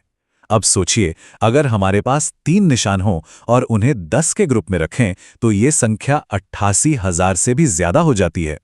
और अगर 5 निशान हों और उन्हें 25 के ग्रुप में रखा जाए तो ये संख्या इतनी बड़ी हो जाती है कि उसे पढ़ना भी मुश्किल है, 372 क्वाड्रिलियन से भी ज्यादा। तो जब यही हिसाब हमारे जीन्स पर लगाया जाता है तो ये नंबर सामने आता है, लगभग 62 ट्रिलियन। ये सिर्फ 25 परमाणुओं से बनने वाले अलग अलग कोड की संख्या है, जिन्हें एक खास तरतीब में रखा गया है।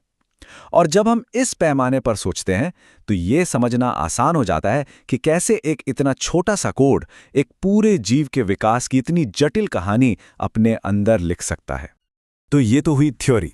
अब देखते हैं कि क्या असलियत में भी इसके सबूत मिलते हैं, और इसका जवाब हमें मिलता है उछलते हुए बदलावों में। देखिए, पहले की सोच ये थी कि जीन्स में जो बदलाव होते हैं वो बहुत धीरे धीरे और लगातार होते होंगे, लेकिन जब असलियत में देखा गया तो पता चला कि म्यूटेशन अचानक होते हैं। ये डिस्क्रीट होते हैं, मतलब एक झटके में होने वाले उछाल जैसे बदलाव। और इस पहेली का जवाब एक बार फिर क्वांटम मैकेनिक्स के सिद्धांतों में छिपा है। देखिए, कोई अणु कितना टिकाऊ है ये इस बात पर निर्भर करता है कि उसकी बनावट बदलने के लिए कितनी ऊर्जा चाहिए। इसे हम एक तरह की ऊर्जा की दहलीज कह सकते हैं। ये दहलीज जितनी ऊंची होगी, अणु उतना ही स्थिर होगा। अब इस टेबल को देखिए, अगर ये दहलीज, जिसे W/kT से दिखाया गया है, 30 है तो अणु 1 सेकंड का 10वां हिस्सा तक ही टिकेगा। अगर ये 50 है तो वो 16 महीने टिक सकता है। लेकिन अगर ये दहलीज 60 हो जाए तो अणु 30,000 सालों तक अपनी बनावट बनाए रख सकता है। हमारे जीन्स के पास ठीक यही ऊंची ऊर्जा की दीवार है जो उन्हें वक्त के असर से बचाती है। तो फिर म्यूटेशन होता कैसे है? एक स्पॉन्टेनियस म्यूटेशन, जिसे आइसोमेरिक चेंज भी कहते हैं, असल में एक बहुत ही दुर्लभ क्वांटम घटना है। इसके होने के लिए ऊर्जा में अचानक एक बहुत बड़ा उछाल आना जरूरी है। ये एक स्थिर क्वांटम अवस्था से दूसरी में एक छलांग है, कोई धीमा लगातार होने वाला बदलाव नहीं।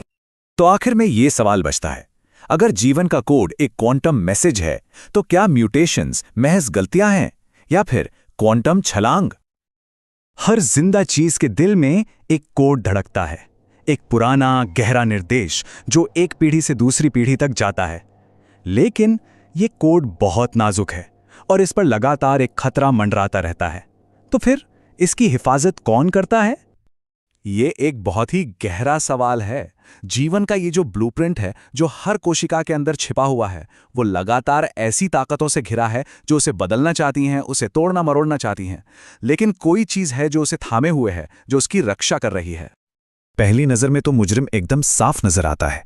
ऊपर आसमान से, नीचे जमीन से एक न दिखने वाली बौछार हम पर लगातार बरसती रहती है। आयनकारी किरणें जो हमारे जिस्म के आर पार हो जाती है। क्या यही वो ताकत है जो जीवन के कोड में अचानक बदलाव यानी म्यूटेशन पैदा करती है? पर जब हिसाब लगाया गया तो एक हैरान करने वाली सच्चाई सामने आई। ये जो प्राकृतिक रेडिएशन हमें हर दिन घेरे रहती है, वो असल में होने वाले म्यूटेशंस का एक बहुत छोटा सा मामूली सा हिस्सा ही समझा सकती है। ये बहुत ज़्यादा कमज़ोर है।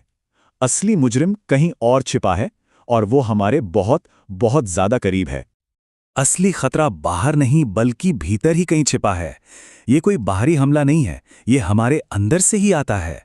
एक ऐसी अदृश्य कांपन जो हर पल, हर कोशिका में मौजूद है। ये कोई रहस्यमयी किरण या कोई अनजान कण नहीं है।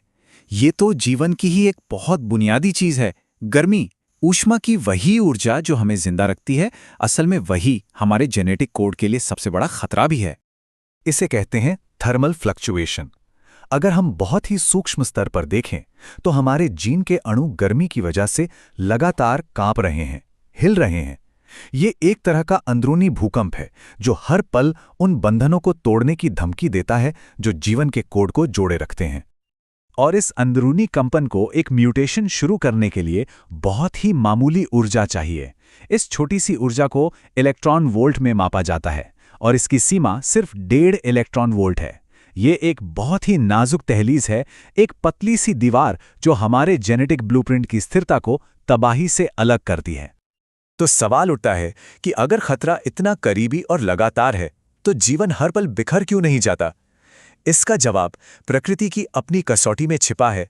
लाखों करोड़ों सालों में जीवन ने इस अंदरूनी खतरे से लड़ने के लिए एक बहुत मजबूत डिफेंस सिस्टम बना लिया है। ये एक बेहद क्रूर लेकिन उतनी ही असरदार प्रक्रिया है। जब भी कोई ऐसा जीन सामने आता है जो गर्मी के इस कंपन के लिए बहुत ज्यादा सेंसिटिव होता है, तो वह अस्थिर हो जाता है। उसके वंशज इतनी तेजी से बदलने लगते हैं कि वो जिंदा ही नहीं रह पाते, और समय के साथ सिर्फ वही जीन बचते हैं जो इस अंदरूनी तूफान को झेलने के लिए काफी मजबूत होते हैं। ये नेचुरल सिलेक्शन का सबसे बड़ा इम्तिहान है। जो जीन स्थिर हैं वो टिके रहते हैं, जो नहीं है वो वक्त के साथ मिट जाते हैं। और इसी तरह प्रजातियां धीरे धीरे बेहद स्थिर जीन्स का एक खजाना जमा कर लेती हैं जो जीवन की अंदरूनी गर्मी को बर्दाश्त कर सके। लेकिन क्या हो अगर इस लाखों साल पुराने डिफेंस सिस्टम का सामना एक ऐसी ताकत से हो जाए जिसके लिए वो बना ही नहीं है, एक नई बनावटी ताकत? प्रकृति का ये फिल्टर गर्मी के हल्के लगातार दबाव से निपटने के लिए बना है, लेकिन एक बाहरी जोरदार झटका जैसे एक्सरे से निकलने वाली ऊर्जा का धमाका, वो एक बिल्कुल अलग ही कहानी है। जब एक एक्सरे किसी कोशिका से टकराता है तो वो एक छोटे से धमाके जैसा होता है। ये परमाणुओं से इलेक्ट्रॉन्स को चीरकर अलग कर देता है। इस प्रक्रिया को आयोनाइजेशन कहते हैं, जिससे आसपास के इलाके में भारी मात्रा में ऊर्जा फैल जाती है, एक तेज थर्मल शॉक वेव की तरह। ये धमाका लगभग 30 इलेक्ट्रॉन वोल्ट ऊर्जा छोड़ता है। याद है वो 1.5 इलेक्ट्रॉन वोल्ट की सीमा? ये उससे 20 गुना ज्यादा है। ये कोई हल्की सी कांपन नहीं, ये एक जोरदार हथौड़े की चोट है। इतनी जबरदस्त ऊर्जा का नतीजा सिर्फ एक मामूली बदलाव नहीं होता, ये अक्सर क्रोमोसोम को ही बुरी तरह जख्मी कर देता है, एक ऐसा घाव बना देता है जो कोशिका के लिए जानलेवा हो सकता है। ये प्रकृति के फिल्टर को पूरी तरह से दरकिनार कर देता है। तो अब तक ऐसा लगता है कि जीन या तो स्थिर है या फिर टूट चुका है, पर कहानी में एक और पेंच है। कोई भी बदलाव हमेशा के लिए नहीं होता। ये कोई आखिरी मंजिल नहीं है, बल्कि एक दो तरफा रास्ते का सफर है। एक जीन अपनी वाइल्ड यानी असली हालत से बदलकर एक म्यूटेंट हालत में जा सकता है, लेकिन कभी-कभी वो वापस भी लौट सकता है। ये एक टू वे स्ट्रीट है जिसमें आगे और पीछे दोनों तरफ बदलाव मुमकिन है। और दिलचस्प बात यह है कि इन दोनों रास्तों पर लगने वाली ऊर्जा की दहलीज हमेशा एक जैसी नहीं होती। हो सकता है एक दिशा में बदलने के लिए कम ऊर्जा लगे और वापस अपनी असली हालत में लौटने के लिए ज्यादा, या फिर इसका ठीक उल्टा। ये सब हमें जीन की एक बिल्कुल नई समझ की तरफ ले जाता है। वो पत्थर पर लिखी कोई लकीर नहीं है, बल्कि वो एक डायनामिक सिस्टम है जो ऊर्जा की अलग अलग अवस्थाओं के बीच एक नाजुक संतुलन में मौजूद है, जिस पर अंदरूनी और बाहरी ताकतें लगातार असर डाल रही हैं। तो आखिर में ये सवाल बचता है कि जीवन का ये कोड असल में है क्या? क्या ये एक मजबूत किला है जो हमेशा कायम रहने के लिए बना है, या फिर ये एक नदी की तरह है जो हमेशा बहती रहती है, एक लगातार क्वांटम प्रवाह में? स्थिरता और बदलाव के बीच एक नाजुक संतुलन बनाती हुई। इस ब्रह्मांड के दिल में एक गहरा रहस्य छुपा है, एक ऐसी पहेली जो जिंदगी को बेजान चीजों से अलग करती है। सोचिए, एक छोटा सा कोड, इतना छोटा कि नजर भी ना आए, वो आखिर कैसे एक पूरी की पूरी प्रजाति के विकास की इतनी पेचीदा योजना को अपने अंदर समेट सकता है? और सिर्फ योजना ही क्यों, उसे हकीकत में बदलने के सारे साधन भी। ये कैसे मुमकिन है? इस गहरी पहेली का जवाब एक ऐसी चीज में छिपा है जो असाधारण रूप से छोटी है, जिसे हम कहते हैं वंशानुगत पदार्थ, वही छोटा सा कोड। देखिए, ये कोई मामूली अणु नहीं है, ये तो व्यवस्था की एक बेमिसाल कारीगरी है। एक ऐसी पेचीदा संरचना जो अपने आप में एक छोटी सी दुनिया जैसी है, एक बहुत बड़ा अणु जो पीढ़ी दर पीढ़ी जानकारी को अपने अंदर महफूज रखता है। और इसकी जो ये स्थिरता है, इसका राज भौतिकी के सबसे गहरे नियमों में से एक में छिपा है, जी, क्वांटम सिद्धांत में। अब ये कोई जादू नहीं है, बल्कि परमाणुओं के लेवल पर एक ऐसा अटल नियम है जो इस कोड को स्थायी बनाता है। ये इसे अव्यवस्था की ताकतों से बचाता है, बिल्कुल एक जादुई छड़ी की तरह। लेकिन ब्रह्मांड में एक और ताकत भी काम कर रही है, एक ठीक इसके उलट, एक अटल शक्ति जो हर चीज पर हावी है, और वो है क्षय का नियम। फिजिक्स में इसे थर्मोडायनामिक्स का दूसरा नियम कहते हैं। ये एक ऐसा बुनियादी सिद्धांत है जो कहता है कि हर चीज कुदरती तौर पर अव्यवस्था की तरफ बढ़ती है, मतलब व्यवस्था से अराजकता की ओर। ये एक ऐसा सफर है जहां से वापसी का कोई रास्ता नहीं है। जरा किसी बेजान चीज के बारे में सोचिए। जब उसे दुनिया से अलग थलग छोड़ दिया जाता है तो क्या होता है? धीरे धीरे उसकी सारी हलचल थम जाती है, तापमान एक जैसा हो जाता है और आखिरकार हर तरह की हरकत हमेशा के लिए रुक जाती है। और अंत में वो पूरा का पूरा सिस्टम पदार्थ के एक बेजान खामोश ढेर में तब्दील हो जाता है। वैज्ञानिक इस हालत को थर्मोडायनेमिक इक्विलिब्रियम कहते हैं।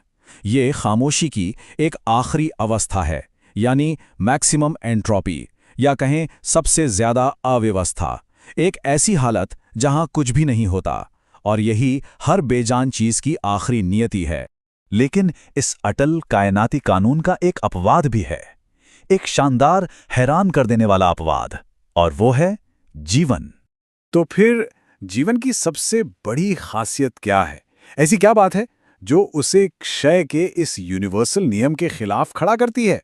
देखिए, जहां बेजान चीजें थम जाती हैं, वहीं जीवन कुछ ना कुछ करता रहता है। वो चलता फिरता है, अपने आसपास के माहौल से चीजों का लेन देन करता है, और ये सब वो हमारी उम्मीद से कहीं ज्यादा लंबे समय तक करता है, किसी भी बेजान चीज के मुकाबले। ये फर्क बहुत बहुत गहरा है। एक तरफ है बेजान पदार्थ जो लाजमी तौर पर अव्यवस्था और खात्मे की तरफ बढ़ता है, और दूसरी तरफ है जिंदा पदार्थ जो ना सिर्फ व्यवस्था बनाए रखता है बल्कि इस क्षय से, इस बिखराव से बाकायदा लड़ता है। तो सवाल फिर वही है, ये आखिर होता कैसे है? जीवन क्षय के इस यूनिवर्सल नियम को मात कैसे देता है? इसका जवाब एक ऐसे सिद्धांत में छुपा है जो हैरान करने वाला और बेहद गहरा है। अब हम इस पूरे रहस्य के बिल्कुल केंद्र में हैं। आखिर जिंदा पदार्थ अपने इस अटल नियति से बच कैसे जाता है? जवाब इन चंद शब्दों में छिपा है, व्यवस्था पर आधारित व्यवस्था। सुनने में यह बहुत आसान लगता है, लेकिन इसका मतलब बहुत गहरा है। शायद यही जीवन का सबसे बड़ा राज है। इसका मतलब यह है कि जीवन अव्यवस्था से व्यवस्था नहीं बनाता, वो मलबे के ढेर से कोई इमारत खड़ी नहीं करता, बल्कि जीवन एक ऐसे कारीगर की तरह है जो पहले से मौजूद एक व्यवस्थित इमारत को लेता है, उसकी मरम्मत करता है, उसे संभाल कर रखता है और उसे और भी बड़ा बनाता है। यह व्यवस्था को बचाने का काम है, उसे शून्य से बनाने का। और व्यवस्था को बनाए रखने की ये जो अनोखी काबिलियत है, ये हमें एक चौंकाने वाले नतीजे पर ले आती है, एक ऐसे ख्याल पर जो शायद हमारे ब्रह्मांड को देखने का नजरिया ही बदल दे। ख्याल यह है कि जिंदा पदार्थ फिजिक्स के मौजूदा नियमों को तोड़ता नहीं है, बल्कि ये मुमकिन है कि वो कुछ ऐसे दूसरे नियमों का पालन करता हो जो अब तक हमारी समझ से परे हैं, ऐसे नियम जो खोजे जाने का इंतजार कर रहे हैं। तो आखिर में सवाल यही रह जाता है, वो कौन से अनलिखे कानून हैं जो जिंदगी को चलाते हैं? और जब हम उन नियमों को खोज लेंगे तो वो हमें इस कायनात के बारे में और क्या-क्या बताएंगे। हर तरफ चीजें बिखर रही हैं, क्षय हो रही हैं, लेकिन इस सार्वभौमिक पतन के बीच एक अजीब सा प्रतिरोध है, जीवन का प्रतिरोध। तो सवाल उठता है, आखिर एक जीता जागता शरीर इस बिखरने से, इस क्षय से खुद को बचाता कैसे है? देखिए, एक तरफ है एक जीवित प्राणी, एक पहेली की तरह, संगठित और लगातार सक्रिय, जो टिका रहता है, और दूसरी तरफ है उसकी निष्क्रिय अवस्था, जहां सब कुछ संतुलन में है मगर बिखरा हुआ, खत्म हो चुका, बस एक अस्थायी पड़ाव। सदियों तक इस पहेली ने एक ही ख्याल को जन्म दिया कि शायद कोई खास, कोई गैर भौतिक शक्ति है जो इस खेल के पीछे है, जो जीवन को इस क्षय से थामे हुए है। लेकिन कहानी का असली खलनायक कोई रहस्यमयी शक्ति नहीं, बल्कि भौतिकी का एक ऐसा नियम है जिससे कोई बच नहीं सकता। ये अराजकता की ओर एक मार्च है। कुदरत में जो कुछ भी हो रहा है, हर प्रक्रिया, हर घटना, हर एक चीज, उसका मतलब सिर्फ एक है, वो दुनिया के उस हिस्से की एंट्रोपी, मतलब उसकी अव्यवस्था को लगातार बढ़ा रही है। और इसी नियम के तहत एक जीवित प्राणी भी लगातार अपनी एंट्रोपी बढ़ाता जाता है और धीरे धीरे एक खतरनाक हालत की ओर बढ़ता है। वो हालत है अधिकतम एंट्रोपी की, जिसे हम कहते हैं मृत्यु। तो अगर मृत्यु, एंट्रोपी का ये बढ़ाव एक अटल सच है, तो जीवन इससे लड़ता कैसे है? इस पर कुछ जाने पहचाने जवाब हैं, लेकिन वो जवाब असल में खोखले हैं। क्या इसका जवाब सिर्फ चीजों का लेन देन है? मतलब क्या हम खाते पीते सांस इसीलिए लेते हैं ताकि पुराने परमाणुओं को नए से बदल सकें? लेकिन ये सोच बिल्कुल बेतुकी है। देखिए, नाइट्रोजन का एक परमाणु किसी दूसरे नाइट्रोजन परमाणु जैसा ही तो होता है, तो सिर्फ उन्हें एक दूसरे से बदलने से भला क्या हासिल होगा? ठीक है, तो अगर पदार्थ नहीं, तो क्या ये ऊर्जा की भूख है? कहने की जरूरत नहीं है कि ये भी उतना ही बेतुका है।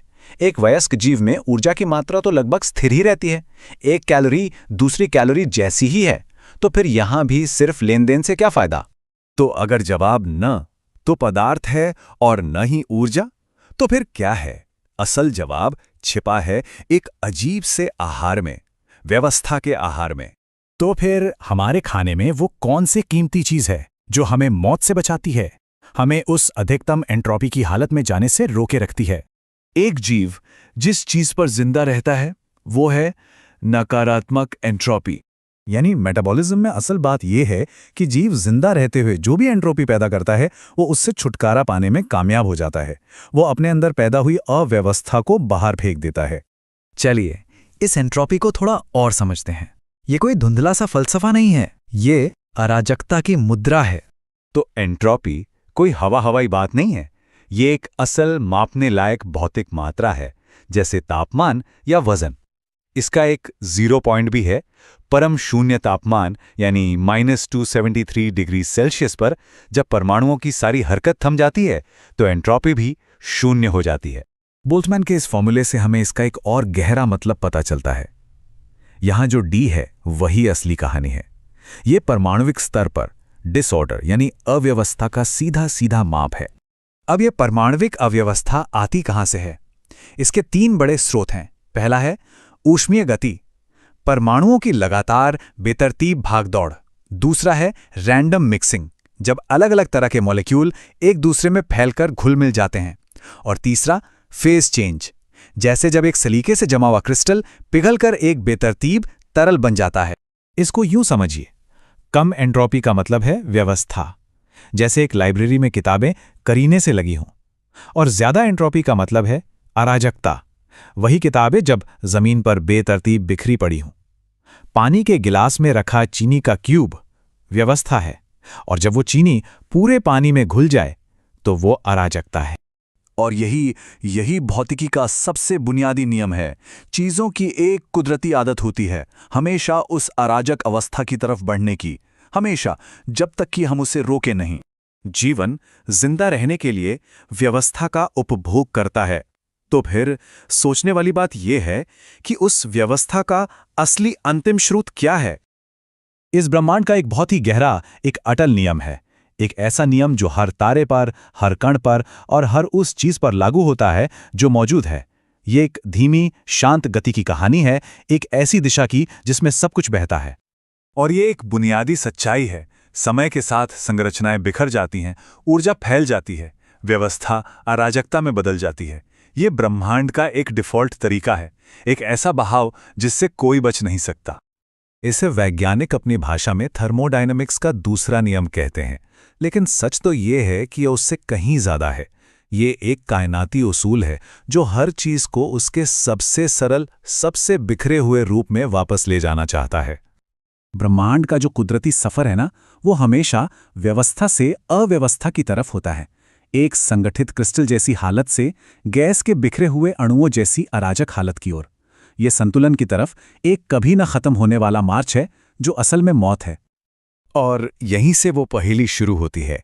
अगर ब्रह्मांड का हर धागा अव्यवस्था की तरफ खिंच रहा है, तो फिर जीवन जैसी कोई चीज मौजूद ही कैसे हो सकती है?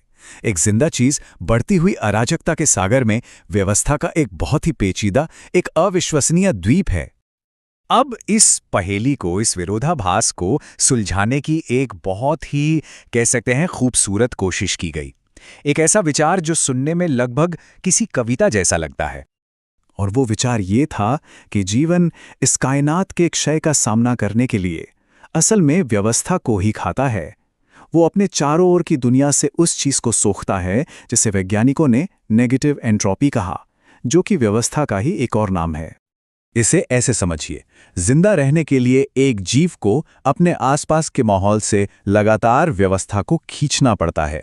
वो अपने अंदर की जटिल बनावट को बनाए रखने के लिए बाहरी दुनिया से व्यवस्थित ऊर्जा और पदार्थ का इस्तेमाल करता है, ताकि वो खुद अराजकता में ना बदल जाए। और इसके उदाहरण तो देखिए हर जगह हैं। बड़े जानवर जटिल, व्यवस्थित भोजन खाते हैं और बाद में उसे एक बहुत ही खराब हालत में पर्यावरण को लौटा देते हैं। पौधे बदले में सूरज की रोशनी से मिलने वाली व्यवस्था पर पलते हैं। लेकिन ये थ्योरी जितनी खूबसूरत थी ना, उतनी ही अधूरी भी थी।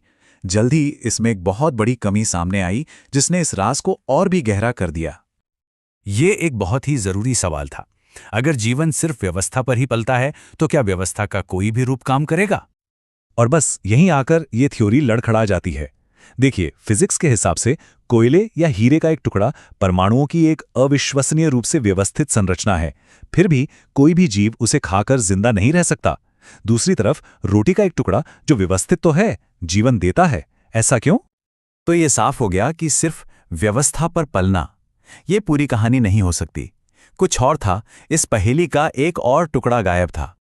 और वो गुमशुदा टुकड़ा, जिंदा रहने का असली तरीका, कुछ लेने में उतना नहीं है जितना कुछ बाहर निकालने में है। पता चला कि हमारे खाने में जो ऊर्जा है ना, वो सिर्फ चलने फिरने या काम करने के लिए नहीं है। उसका एक और कई ज्यादा गहरा मकसद है। तो जीवन की असली चाल है क्या? देखिए, ये एक 3 स्टेप का प्रोसेस है। पहला, हम ऊंचे दर्जे का ऊर्जा से भरपूर पदार्थ खाते हैं। दूसरा, जिंदा रहने का काम ही हमारे अंदर अव्यवस्था यानी एंट्रोपी पैदा करता है। और तीसरा, और यही असली राज है, हमें उस फालतू अराजकता को लगातार बाहर निकालना होता है। तो हम इस अराजकता को बाहर निकालते कैसे हैं? ऊष्मा के रूप में, यानी गर्मी। हमारे शरीर से जो लगातार गर्मी निकलती है, वो कोई हादसा नहीं है। वो हमारे सिस्टम से अव्यवस्था को बाहर निकालने का एक जीता जागता सबूत है। ये एक बहुत ही गहरा नतीजा है। हमारा होना, हमारी ये जटिल व्यवस्था, इसकी कीमत हम अपने आसपास के ब्रह्मांड में कुल अव्यवस्था को बढ़ाकर चुकाते हैं। हम क्षय के नियम को तोड़ते नहीं हैं, हम बस अपनी अराजकता को बाहर धकेल देते हैं। और ये खोज हमें एक आखिरी बहुत ही दिलचस्प अटकल की ओर ले जाती है, जो हमारे होने के स्वभाव पर ही सवाल उठाती है। जरा गरम खून वाले जानवरों के बारे में सोचिए। उनके शरीर का तापमान ज्यादा होता है, तो शायद ये एक तरह का फायदा है जो उन्हें अपनी अंदरूनी एंट्रोपी यानी अराजकता से ज्यादा तेजी से छुटकारा पाने में मदद करता है। मतलब एक ज्यादा तापमान, एक ज्यादा तेज, एक ज्यादा जटिल जीवन को मुमकिन बना सकता है। ये क्षय के खिलाफ लड़ाई को तेज करने का एक तरीका हो सकता है, जिससे जीवन और भी तेजी से पनप सके। हाँ, ये इतना सीधा भी नहीं है। जानवर गर्मी बचाने के लिए फर और पंखों का इस्तेमाल भी करते हैं, लेकिन ज्यादा तापमान अपने आप में जीवन की केमिकल रफ्तार को बढ़ा देता है, जो जिंदगी की गति को तेज करता है। और ये हमें एक आखिरी परेशान करने वाले सवाल पर लाकर छोड़ देता है। क्या हमारे शरीर की एक गर्मी, वो अंदरूनी आग जिसे हम जीवन कहते हैं, क्या वो असल में ब्रह्मांड के इस अनिवार्य अव्यवस्था को बस कुछ देर और दूर रखने की कीमत है? जीवन, ये शब्द जितना आसान लगता है, इसका रहस्य उतना ही गहरा है। भौतिकी यानी फिजिक्स के अटल नियमों से चलने वाले इस ब्रह्मांड में आखिर ऐसा क्या है जो एक जिंदा कोशिका को पत्थर के किसी टुकड़े से अलग बनाता है? यही सवाल हमें विज्ञान की सीमाओं के पार ले जाता है। किसी भी जीव के अंदर एक कमाल की व्यवस्था होती है, एक अद्भुत सटीकता। निर्जीव दुनिया में इसकी कोई मिसाल नहीं मिलती। पत्थर, हवा या पानी में आपको कहीं भी इतनी योजनाबद्ध नियमितता नहीं मिलेगी। और यहीं से जीवन का सबसे पहला और गहरा रहस्य शुरू होता है। तो चलिए इस रहस्यमय जैविक व्यवस्था के स्रोत का पता लगाते हैं। आखिर ये अविस्मरणीय क्रम या ऑर्डर आता कहां से है? जरा सोचिए, खरबों कोशिकाओं से बने एक जटिल जीव की हर हरकत, हर सोच, हर एक धड़कन, सब कुछ परमाणुओं के एक बेहद छोटे से समूह द्वारा कंट्रोल होता है। ये एक माइक्रोस्कोपिक कमांड सेंटर है जो हर एक कोशिका के अंदर छिपा बैठा है। और ये सिर्फ एक स्थिर व्यवस्था नहीं है, ये ब्रह्मांड के उस बुनियादी नियम के खिलाफ एक लगातार चलने वाला संघर्ष है, जो हर चीज को बेखराव और अव्यवस्था की ओर धकेलता है। ऐसा लगता है मानो जीवन अपने माहौल से व्यवस्था को पीता है, उसे अपने अंदर समेटता है और इस तरह से कुदरत की अफरा तफरी को मात देता है। अब एक बिल्कुल अलग दुनिया में चलते हैं, फिजिक्स की दुनिया। ये एक ऐसी दुनिया है जहां अलग अलग कणों की कोई तय किस्मत नहीं होती। यहां सब कुछ संभावनाओं, औसत और सामूहिक अराजकता के नियमों पर चलता है। देखिए, एक भौतिक विज्ञानी की नज़र में जिसे हम ऑर्डर या व्यवस्था कहते हैं, वो असल में बहुत बड़े पैमाने पर फैली अव्यवस्था का ही नतीजा है। यहाँ एक अकेले परमाणु का व्यवहार कोई मायने नहीं रखता, सिर्फ लाखों करोड़ों परमाणुओं की भीड़ का औसत बर्ताव ही किसी काम का है। इसे ऐसे समझिए, आप कभी भविष्यवाणी नहीं कर सकते कि एक अकेला रेडियो एक्टिव एटम अगले ही पल टूट जाएगा या फिर 1000 साल तक वैसा का वैसा ही रहेगा। ये पूरी तरह से एक इत्तेफाक है, रैंडम है। लेकिन जब आपके पास ऐसे अरबों परमाणु हों तो आप कमाल की सटीकता के साथ बता सकते हैं कि उनमें से आधे कब तक टूट जाएंगे। यही है सांख्यिकीय नियम की ताकत।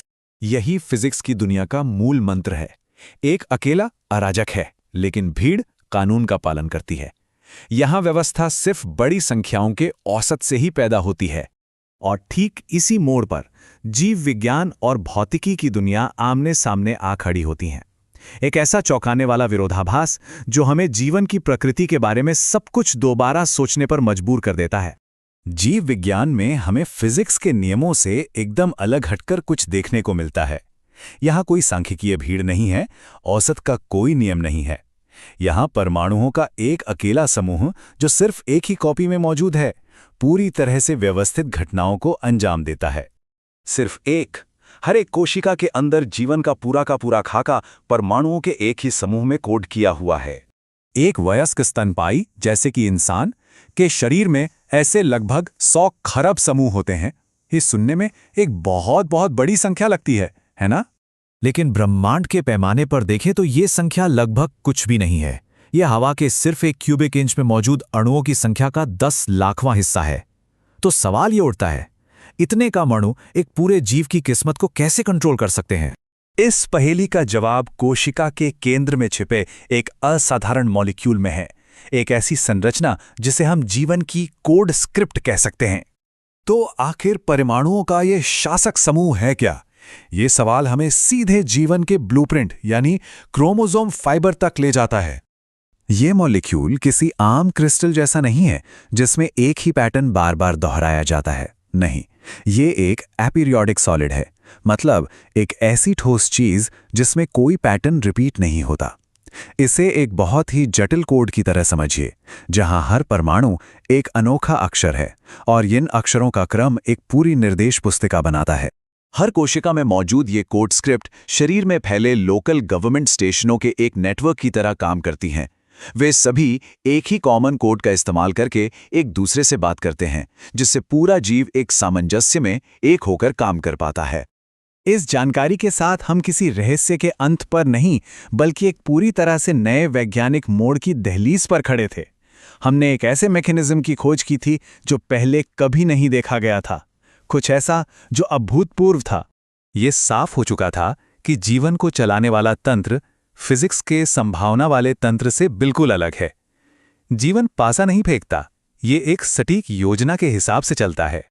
इसे ऐसे सोचिए, कोई इंजीनियर जिसने सिर्फ भाप के इंजन देखे हों, जब पहली बार एक इलेक्ट्रिक मोटर को देखेगा तो वो ये समझने के लिए तैयार होगा कि ये उन सिद्धांतों पर काम कर सकती है जिन्हें वो अभी नहीं जानता।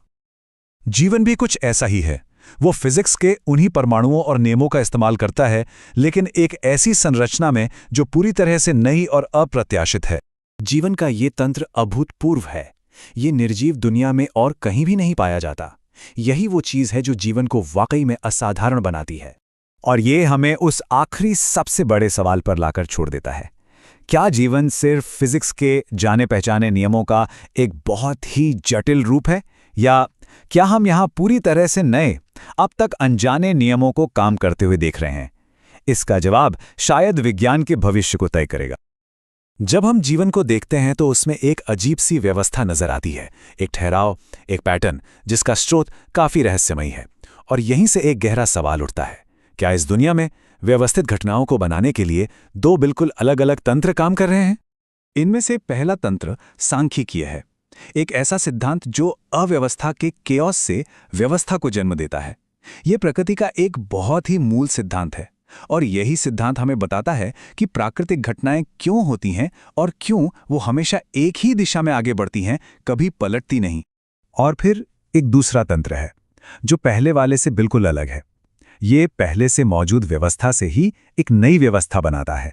ये सिद्धांत हमें जिंदा चीजों में, जीवन में साफ साफ दिखाई देता है, और पहली नजर में ये पहले वाले से कई ज्यादा सीधा और सरल लगता है।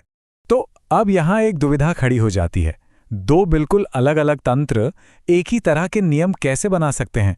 ये तो नामुमकिन लगता है। ये कुछ ऐसा ही है जैसे कोई ये सोचे कि उसके घर की चाबी से पड़ोसी का ताला भी खुल जाएगा। तो इसमें हैरान होने वाली कोई बात नहीं है कि जीवन को फिजिक्स के साधारण नियमों से समझा नहीं जा सका है। असल में जब हम जीवन की इस अनोखी बनावट को देखते हैं तो हमें इसी तरह की एक पहेली की उम्मीद करनी चाहिए थी। तो फिर इसका मतलब क्या है? क्या हम इस संभावना के लिए तैयार हो जाना चाहिए कि शायद जीवन में एक बिल्कुल नए तरह का भौतिक नियम काम कर रहा है? या फिर क्या ये नियम भौतिकी का है ही नहीं? क्या इसे एक गैर भौतिक, नॉन फिजिकल, या यूं कहें कि एक सुपर फिजिकल लॉ मान लिया जाए? नहीं, इसका जवाब है नहीं। और सच्चाई इससे कहीं ज्यादा दिलचस्प है। ये जो नया सिद्धांत है ये असल में एक भौतिक सिद्धांत ही है, एक ऐसा राज जो क्वांटम सिद्धांत की गहराइयों में कहीं छिपा हुआ है। और इसे समझने के लिए हमें फिजिक्स की दुनिया में और भी गहरे उतरना होगा। देखिए, महान भौतिक विज्ञानी मैक्स प्लैंक ने दो तरह के नियमों के बीच एक फर्क बताया था, एक गतिशील और दूसरा सांख्यिकीय। और ये फर्क बिल्कुल वही है जिसे हम अब तक व्यवस्था से व्यवस्था और अव्यवस्था से व्यवस्था कह रहे थे। ये जो गतिशील नियम है, ये हमें हर उस जगह दिखाई देता है जहां चीजें एक तयशुदा रास्ते पर चलती हैं, जैसे सौरमंडल में ग्रहों की गति, या फिर एक अच्छी घड़ी का नियमित रूप से चलना। इसी नियम के सहारे न्यूटन के सिद्धांतों का इस्तेमाल करके हम आज से सदियों पहले लगे सूर्य ग्रहणों की भी बिल्कुल सटीक गणना कर सकते हैं, बिना किसी आंकड़े, बिना किसी स्टैटिस्टिक्स। और इसी तर्क के रास्ते पर चलते चलते हम एक बड़े ही अजीब, लगभग हास्यास्पद लगने वाले निष्कर्ष पर पहुंचते हैं कि जीवन को समझने का सुराग इस बात में छिपा है कि ये एक शुद्ध तंत्र, एक मशीन, एक क्लॉकवर्क की तरह काम करता है। लेकिन ये निष्कर्ष उतना भी हास्यास्पद नहीं है जितना लगता है। ये पूरी तरह से गलत भी नहीं है, लेकिन हाँ, इसे बहुत सावधानी के साथ समझने की जरूरत है। तो चलिए इस क्लॉकवर्क को ही और करीब से देखते हैं, एक असली घड़ी की चाल का और गहराई से विश्लेषण करते हैं, क्योंकि इसकी सच्चाई वैसी बिल्कुल नहीं है जैसी ऊपर से दिखाई देती है। सोचिए एक आदर्श घड़ी के बारे में, एक ऐसी मशीन जिसे चाबी की कोई जरूरत नहीं, एक बार चला दो तो वो हमेशा चलती रहेगी। पर एक असली घड़ी वो रुक जाती है। क्यों? क्योंकि उसके अंदर की मैकेनिकल एनर्जी घर्षण की वजह से धीरे धीरे गर्मी में बदल जाती है। और ये जो प्रक्रिया है, ये परमाणुविक स्तर पर, एटॉमिस्टिक लेवल पर बेहद जटिल और पूरी तरह से सांख्यिकीय है। तो फिर सवाल ये उठता है कि एक घड़ी की गति को आखिर क्या माना जाए, एक गतिशील घटना या फिर एक सांख्यिकीय घटना? इसका जवाब हमारे देखने के नजरिए पर निर्भर करता है। जब हम इसे एक गतिशील घटना कहते हैं तो हमारा ध्यान सिर्फ उसकी नियमित चाल पर होता है, उस चाल पर जिसे एक हल्की सी चाबी देकर संभाला जा सकता है। ये चाबी गर्मी से पैदा होने वाली छोटी मोटी गड़बड़ियों को दबा देती है और हम उन्हें नजरअंदाज कर पाते हैं। लेकिन जैसे ही हम याद करते हैं कि बिना चाबी के यही घड़ी धीरे धीरे घर्षण की वजह से रुक जाएगी, तो हमें मानना पड़ता है कि ये प्रक्रिया असल में एक सांख्यिकीय घटना ही है। भले ही आमतौर पर किसी घड़ी में घर्षण और गर्मी का असर बहुत मामूली लगता हो, लेकिन इसमें कोई शक नहीं है कि जो दूसरा नजरिया है, जो इन चीजों को नजरअंदाज नहीं करता, वही ज्यादा बुनियादी, ज्यादा मौलिक है। और यहीं पर आकर भौतिकी एक बहुत ही अजीब बात मानने पर मजबूर हो जाती है कि इसकी उल्टी प्रक्रिया पूरी तरह से नामुमकिन नहीं है। मतलब एक बिना चाबी की घड़ी अचानक अपने आप चलना शुरू कर सकती है, सिर्फ अपने पहियों और आसपास की हवा की गर्मी की ऊर्जा से। वैज्ञानिक इसे कहेंगे कि घड़ी ने ब्राउनियन मूवमेंट का एक बहुत ही तीव्र दौरा महसूस किया है। हाँ, ये सच है कि एक घड़ी जैसी बड़ी चीज के लिए ऐसा होने की संभावना ना के बराबर है, मतलब लगभग शून्य। मतलब सैद्धांतिक रूप से यह मुमकिन है, पर असल में यह घटना इतनी ज्यादा असंभावित है कि हम इसे कभी होते हुए नहीं देखेंगे। लेकिन सच्ची भौतिकी की तस्वीर इससे भी ज्यादा अजीब है। ये हमें बताती है कि एक चलती हुई घड़ी भी अचानक अपनी चाल को उलट सकती है और पीछे की ओर चलते हुए अपने आसपास की गर्मी को सोखकर अपनी ही चाबी को दोबारा भर सकती है। ये घटना नामुमकिन नहीं है, बस बेहद बेहद असंभावित है। और ये हमें याद दिलाती है कि व्यवस्था के सबसे ठोस दिखने वाले नियमों के नीचे भी अव्यवस्था का एक गहरा सांख्यिकीय महासागर हमेशा मौजूद रहता है। ये एक कह सकते हैं कायनात का नियम है। हर चीज बिखराव की तरफ बढ़ती है। हर एक चीज जो बनी है वो बिगड़ने के लिए ही बनी है। हर ढांचा आखिर में धूल में मिल जाता है। ये एक ऐसी सच्चाई है जिसे हम हर जगह देखते हैं, सितारों से लेकर पत्थरों तक। पर अगर बात यही है तो फिर सवाल ये उठता है कि व्यवस्था है ही क्यों? अगर इस ब्रह्मांड की मंजिल सिर्फ और सिर्फ अफरा तफरी है, तो फिर कोई भी चीज, चाहे वो एक मामूली सी मशीन हो या फिर एक जिंदा जागता जीव, वो अपनी बनावट को बनाए कैसे रखती है? ये एक बहुत ही गहरा सवाल है, हमारे वजूद के बिल्कुल दिल में बसा हुआ। इस गुत्थी को सुलझाने के लिए हमें व्यवस्था के एक बहुत ही जाने पहचाने सिंबल को देखना होगा। वो है एक घड़ी, एक ऐसी मशीन जिसे बनाया ही इसलिए गया है ताकि वो वक्त की एकदम सटीक, कभी ना बदलने वाली चाल को दिखा सके। अब देखिए, जो घड़ी हम अपने मन में सोचते हैं वो तो एकदम परफेक्ट होती है, एक ऐसी बनावट जो हमेशा सही चलती है। लेकिन जो असल घड़ी है, जो किसी पदार्थ से बनी है, वो ऐसी बिल्कुल नहीं होती। उसमें खामियां होती हैं और वो धीरे धीरे खराब भी होती है। और हाँ, इत्तेफाक की गुंजाइश हमेशा रहती है, भले ही कितनी ही छोटी क्यों ना हो। ये डर तो बना ही रहता है कि वो कभी भी अचानक से गलत हो सकती है। और ये जो कमी है ना, ये सिर्फ इंसानों की बनाई मशीनों तक ही नहीं है। अरे, ग्रहों और सितारों की जो इतनी बड़ी घड़ी चल रही है, वो भी पूरी तरह से परफेक्ट नहीं है। मिसाल के तौर पर ज्वारीय घर्षण जैसी ताकतें हैं जो धरती के घूमने की रफ्तार को लगातार धीमा कर रही हैं, और चांद वो भी हमसे धीरे धीरे दूर जा रहा है। तो मतलब ये हुआ कि मुकम्मल व्यवस्था कहीं भी नहीं। लेकिन इन सब के बावजूद एक चीज है, एक चीज जो इस नियम को सीधी चुनौती देती हुई नजर आती है, और वो है जीवन।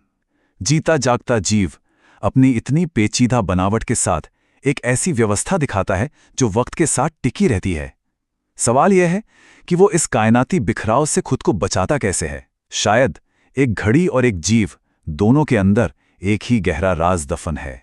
इस राज का जवाब शायद हमें फिजिक्स के बुनियादी उसूलों में मिल सकता है। एक ऐसा नियम जो हमें तापमान और व्यवस्था के बीच के रिश्ते के बारे में बताता है। इसे कहते हैं नर्न्स्ट का ऊष्मा प्रमेय, या यूं कहिए थर्मोडायनामिक्स का तीसरा नियम। ये एक बहुत ही सीधी लेकिन बहुत ही गहरी बात कहता है कि जब तापमान परम शून्य यानी एब्सोल्यूट जीरो तक पहुंच जाता है तो सारी अव्यवस्था खत्म हो जाती है। मॉलिक्यूल्स की जो भाग दौड़ है उसका किसी भी चीज पर कोई असर नहीं पड़ता, और जो बचता है वो है एकदम शुद्ध, बिल्कुल घड़ी की तरह चलने वाली व्यवस्था। यहीं इसी एक लाइन में सारी बात छुपी है।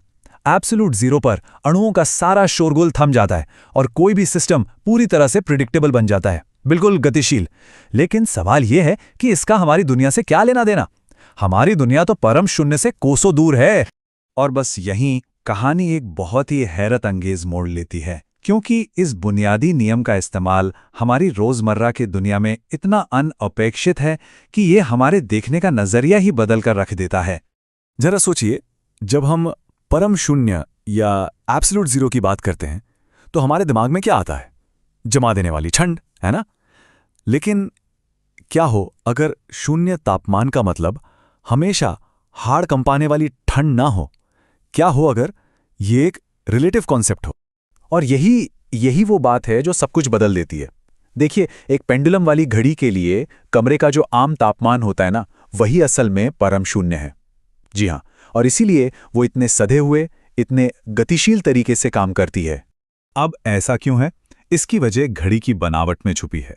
घड़ियां जो हैं वो ठोस चीज़ों से बनती हैं, और इन ठोस चीज़ों को जो ताकतें आपस में बांध कर रखती हैं वो बहुत बहुत ज़्यादा होती हैं। इतनी मजबूत कि कमरे के तापमान पर जो गर्मी की वजह से भागदौड़ मची होती है वो उसे तोड़ नहीं पाती। मतलब गर्मी से पैदा होने वाली अव्यवस्था घड़ी की अपनी व्यवस्था पर हावी नहीं हो पाती। तो चलिए अब इसी सिद्धांत को उस सबसे बड़ी पहेली पर लगाकर देखते हैं, यानी जीवन पर।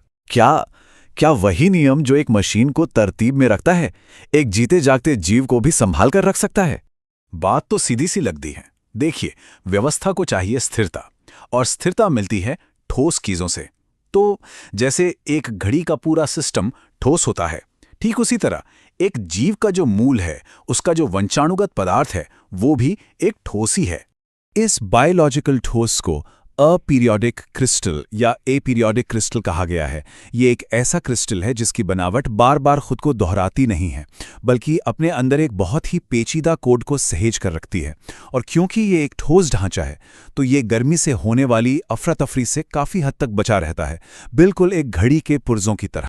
लेकिन ये जो समानता है वो बस यहीं तक है, क्योंकि इन दोनों तरह की व्यवस्थाओं के स्केल में और इनकी बारीकी में एक बहुत बड़ा, बहुत गहरा फर्क है।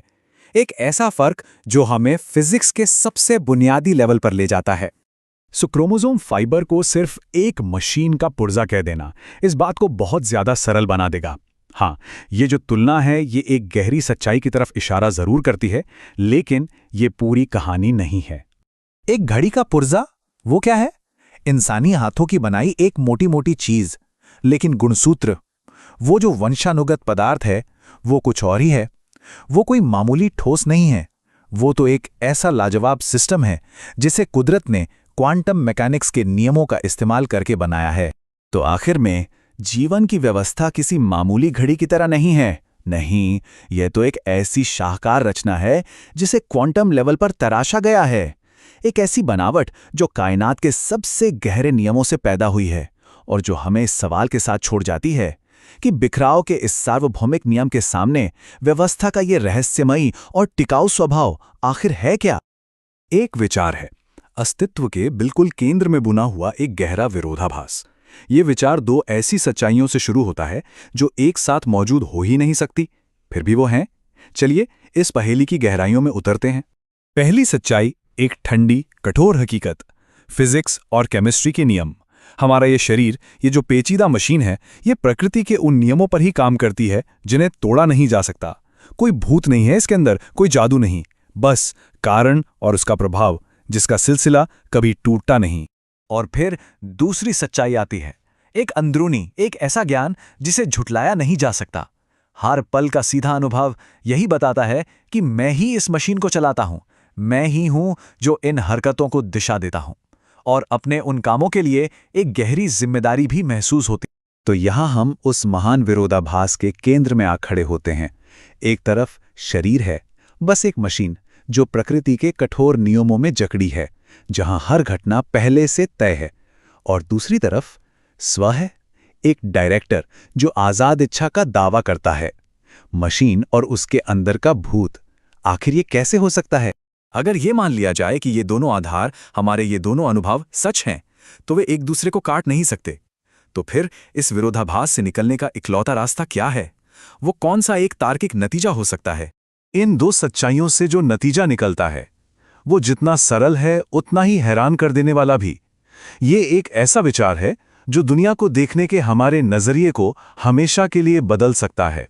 निष्कर्ष ये है कि मैं, और यहां मैं का मतलब सिर्फ एक इंसान नहीं, बल्कि हर वो चेतन मन जिसने कभी भी मैं कहा या महसूस किया है, वही शक्ति है जो प्रकृति के नियमों के मुताबिक परमाणु की गति को नियंत्रित करती है।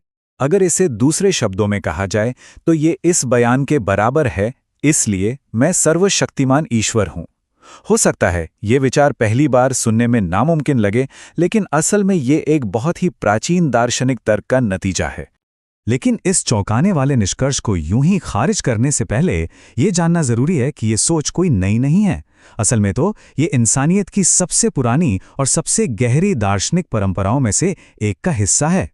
आज से करीब 2500 साल पहले उपनिषदों ने इसी सच को पहचाना था। उन्होंने कहा था कि हर एक इंसान की आत्मा, जिसे आत्मन कहा गया, असल में ब्रह्मांड की उस परमात्मा ब्रह्मन का ही एक रूप है। ये कोई ईशनिंदा नहीं थी, बल्कि इसे दुनिया की सबसे गहरी समझ का सार माना गया था।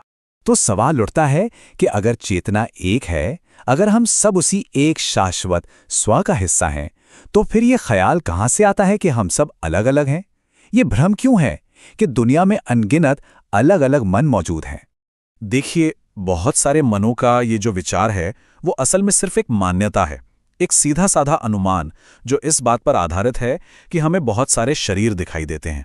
क्योंकि हम इतने सारे शरीर देखते हैं तो हम बस मान लेते हैं कि उतने ही मन या उतनी ही आत्माएं भी होनी चाहिए। और ये मान्यता हमें अजीब और कभी ना सुलझने वाले सवालों में उलझा देती है। ये हमें आत्माओं का आविष्कार करने पर मजबूर करती है। फिर हमें पूछना पड़ता है, क्या वो अमर हैं? क्या जानवरों की भी आत्मा होती है या सिर्फ इंसानों की? इन सवालों का कोई भी जवाब तसल्ली नहीं देता, जो इस शुरुआती धारणा की कमजोरी को ही दिखाता है। तो फिर एकमात्र रास्ता क्या बचता है? वो ये है कि हम इन जटिल सिद्धांतों को छोड़ दें और बस उस पर लौट आएं जिसे हम सीधे तौर पर अनुभव करते हैं। चेतना का अनुभव कभी भी बहुवचन में नहीं होता। जरा सोचिए, हम कभी चेतनाएं नहीं कहते, हमेशा चेतना कहते हैं, क्योंकि अनुभव हमेशा एक का ही होता है। किसी ने भी आज तक सीधे तौर पे एक से ज्यादा चेतना का अनुभव नहीं किया है, वो बस एक ही है। तो ये जो हमें अनेकता दिखाई देती है, वो असल में क्या है? ये बस उसी एक चीज के अलग अलग पहलू हैं जो एक धोखे, एक माया से पैदा होते हैं। बिल्कुल वैसे ही जैसे शीशों से भरे एक कमरे में एक ही इंसान के अनगिनत अक्स दिखाई देते हैं। और इस विचार को एक भौगोलिक तथ्य से और अच्छे से समझा जा सकता है। एक समय था जब गौरीशंकर और माउंट एवरेस्ट को दो अलग अलग चोटियां माना जाता था, लेकिन बाद में पता चला कि वो एक ही पहाड़ के दो शिखर थे, जिन्हें बस अलग अलग घाटियों से देखा जा रहा था। और ये हमें आखिरी और सबसे निजी सवाल पर ले आता है। अगर चेतना वाकई में एक है, तो फिर ये मैं क्या है? ये एहसास जो हर किसी के लिए इतना खास और इतना अलग महसूस होता है। ये मैं हमारी यादों और हमारे अनुभवों का कोई कलेक्शन नहीं है, वो तो बस डेटा है। मैं तो वो कैनवास है, वो पृष्ठभूमि है जिस पर यह सारा डेटा इकट्ठा किया जाता है। ये वो न बदलने वाली नींव है जो सारे अनुभवों को थामे हुए है। इस विचार पर गौर कीजिए, अगर किसी की सारी पुरानी यादें पूरी तरह से मिटा दी जाएं, तो क्या वो इंसान खत्म हो जाएगा? नहीं, वो तब भी मौजूद रहेगा। उसका होना उसकी यादों पर निर्भर नहीं है। वो जो असली मैं है, वो बना रहेगा। और यही अंतिम बोध है। किसी भी हालत में व्यक्तिगत अस्तित्व के खो जाने का अफसोस करने की कोई वजह नहीं है, क्योंकि वो आधार, वो कैनवस, वो सच्चा स्व कभी खोया नहीं जा सकता और ना ही कभी खोएगा। If you enjoyed the video, like, subscribe, and stay curious with No World.